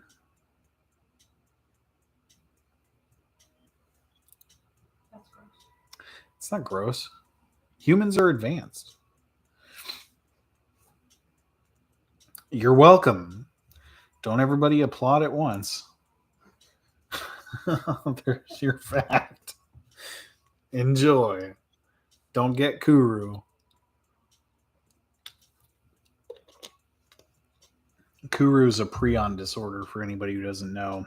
There's a very any oh God, sorry Heather. You gotta explain what prion disorder is. So anytime that you eat neural tissue, you have a very small, tiny chance, a very small percentage of getting a prion disorder. What a prion is a type of protein that is infectious. So it is not only is it a worthless protein, it doesn't do shit for you. It can't do anything. It also attaches itself to other proteins and then deactivates other proteins. So it makes and it turns them into other prions, which then go and deactivate other proteins. So these things are horrible, just terrible things. Um, and essentially, they deactivate everything that's making your cells function. So your nervous system starts to get holes eaten into it. It's kind of like a really severe rabies. Rabies is pretty bad on its own. Um, but Kuru is a type of prion disorder you can get from eating human neural tissue. Yeah. Basically just eats a bunch of holes in your brain. Well, yeah, we're very anatomically similar in structure to pigs. So it makes sense that we would taste like bacon. We literally are the salty, fatty, juicy mass that we crave.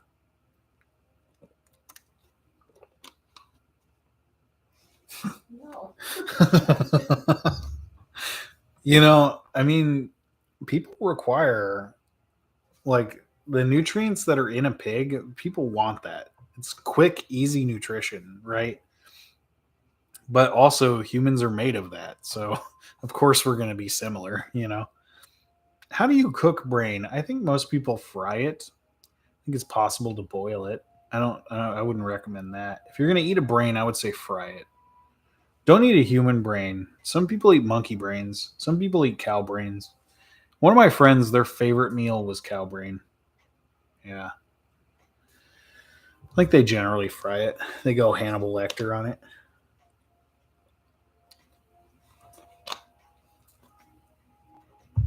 With a slow cooker. Ew. Deep fry it. Some some nuggets.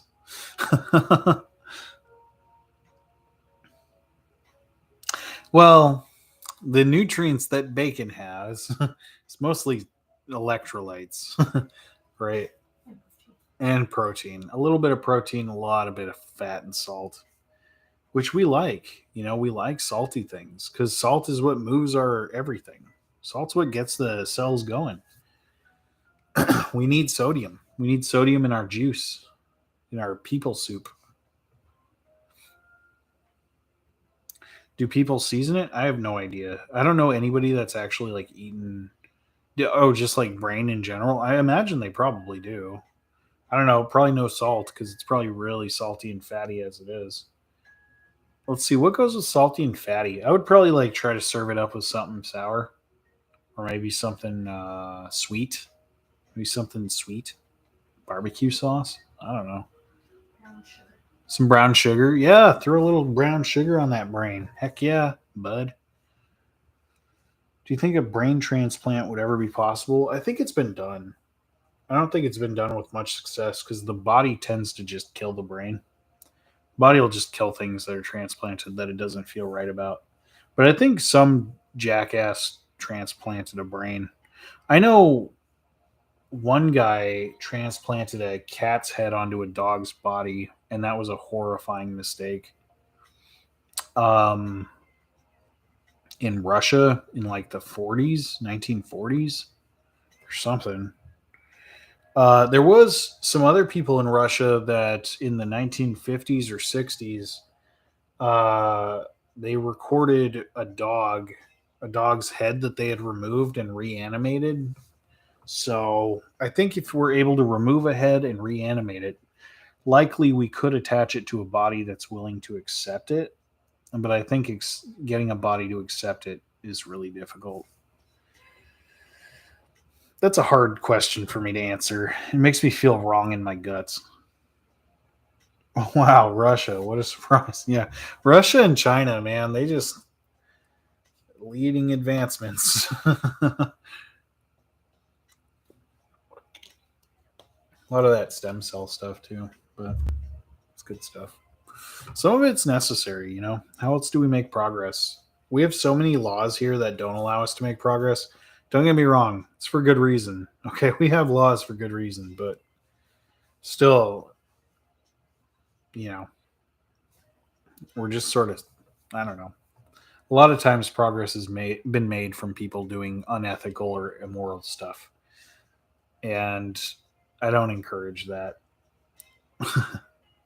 Necessary evil. Sometimes it's unnecessary evil. Because it's like, yeah, but we eventually could have got to that point if we just did it the right way. And it just takes longer. So where's the balance, you know? Any tips for dementia, for people dealing with dementia, for people dealing with people who have dementia, preventing dementia? What are you looking for, Sandy? Is it Sandy Lambert? What are you looking for? It's how I see my diagnosis. Science is only going to get better as long as it's ethical, though. Right. Yeah. Yeah. Ethics are very important. You need to keep it ethical. Yeah. And aunt suffering from it. Hmm. Here's what I'll tell you. I almost never plug for nootropics ever, but there is lion's mane fungus, which seems to help with dementia. It's a it's a mushroom that's used in traditional Chinese medicine. It's not. I don't know if it's technically a mushroom. It is a fungus though. It's called lion's mane. Many people eat it or they brew it in tea, and it has been shown in mice to help grow dendritic connections and also, by extension of that, stop neural degradation. So maybe if your aunt is okay with a fungal tea, brew her some tea and have her drink it kind of regularly. Also, to make sure that she's doing new things every day, she's up and moving about and getting some exercise, because the thing that will cause dementia to rapidly decline a person is stagnance. If they're just sitting and not doing anything new, um, they will rapidly decline.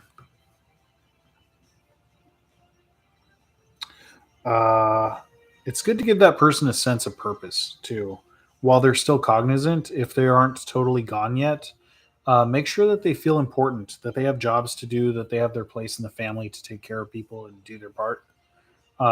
Makes people feel important. It makes them actively engage in their life. That's something that can help to combat. Oh, lion's mane. Can somebody type that? Yeah, thanks, Harmony.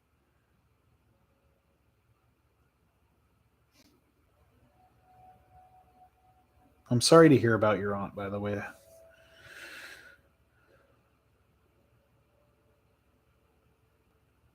When the singularity comes, what, like a black hole? You know that's what that is, right?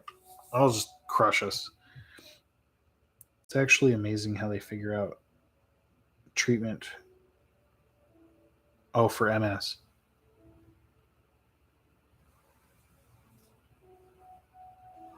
Opium. What about opium? I missed something. Did I miss something? No, they're Just opium? yep. Opium? We have endogenous opioid systems. We make opiates. The brain is awesome. The blood brain barrier is even crazier.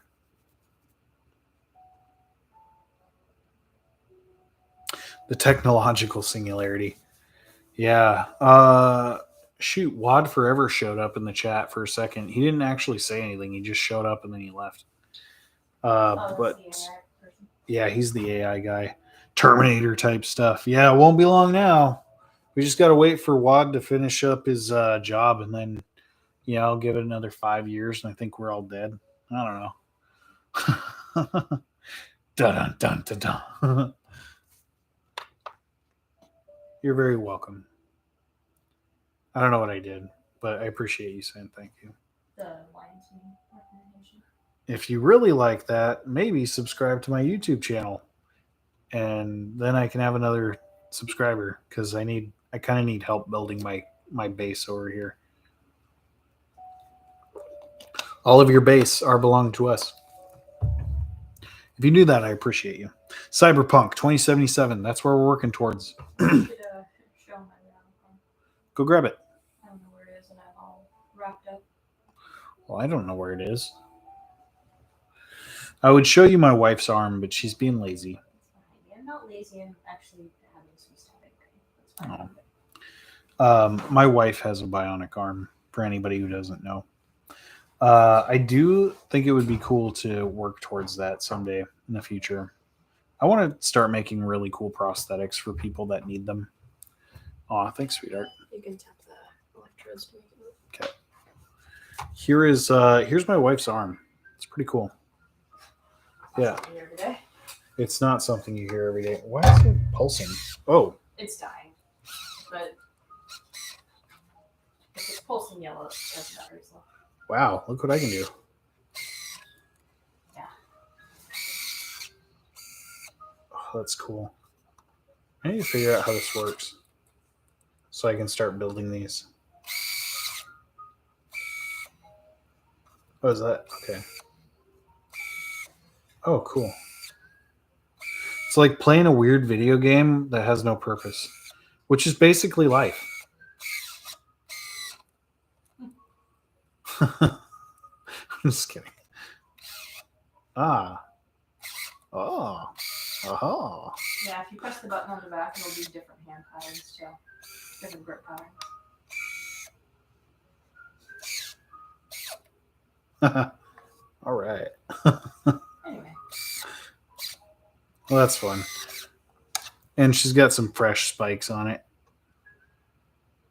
I'm painting covers for it right now. How do I shut it off, babe? press and hold the button. No. Just kidding. Which button? The big one? It's like ominous and red. Or it turned yellow, I guess.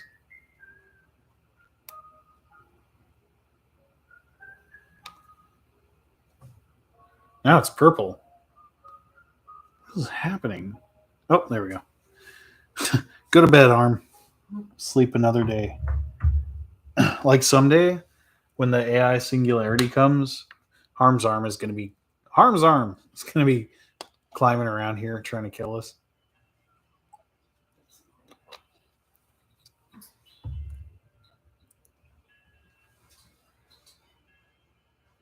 Aw, thank you.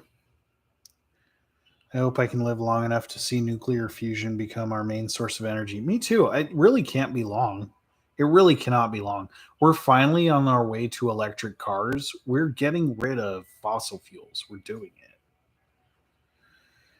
it. She can control it through the use of her muscles that she has. That's why you're able to control it. That's why I was able to control it using my fingers. I do eventually, maybe I might go work with Rory over in Pennsylvania and hopefully learn how to make prosthetics that talk to people's nervous systems. That's the idea, hopefully. Either of those two and you'll die happy. You know, it's theorized that if immortality is possible, then the first person to become immortal is alive today. Yeah, technically it works with her nervous system, technically speaking. Yeah, you know, you think this is amazing, and this is like some of the oldest technology we have. The new stuff, crazy, but inaccessible. It's just impossible to buy. You have to be one of those super rare, lucky people that just has an in or something and knows somebody that works in the field to be able to have them go, well, we can build you an arm and have the university pay for it because it's a prototype and we're trying to help you, you know. But unless you're one of those rare, super lucky people, it's more or less just like, okay, here's a cool advancement in technology. Good luck, you'll never afford it, you know. $90,000 with insurance. That arm was like 30,000 or something. Crazy. Jeez.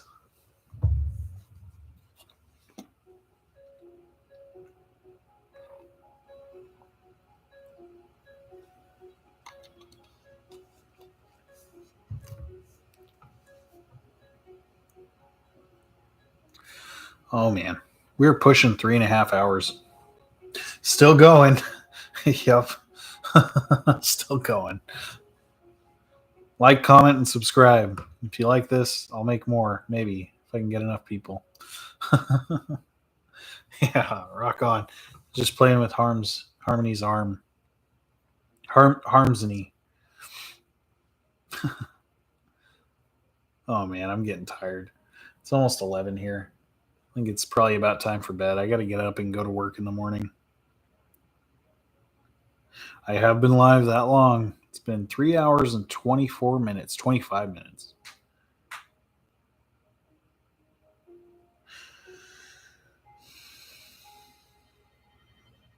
Yeah, if you haven't already, please subscribe to my YouTube channel, Neural Jack. I'm trying to make more content, but I kind of need help. Yeah. So feel free to subscribe and like stuff, watch stuff. Know that there will be more and better content coming when I can afford it and have the time. Aw, thank you. I think I doubled my subscribers just during this live. You did.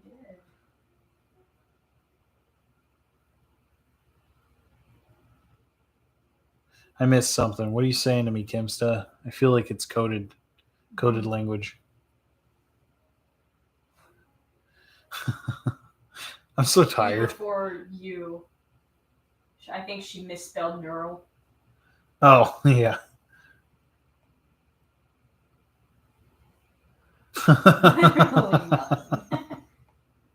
Yeah. Thank you. Please do. Appreciate it. Appreciate it, Careful Crow. You know what? I enjoy your weirdness too. It confuses me, but I'm amused. Confused and amused. Commused. What do you think? Bedtime? I think it's probably bedtime. All right, friends. Thank you so much for a good live. As always, it's super fun to be hanging out with all the party peoples. Same. Totally. Yeah, I gotta go get a snack or something, crash out, maybe veg out, watch some more Breaking Bad. I've been rewatching that whole show, which has been fun for Harmony, I'm sure. I love Breaking Bad. Good night, Kim. Much love. Much love to everybody here. You're all dope AF, fam. All right, I'm out of here. Thanks, friends. We'll see you next time.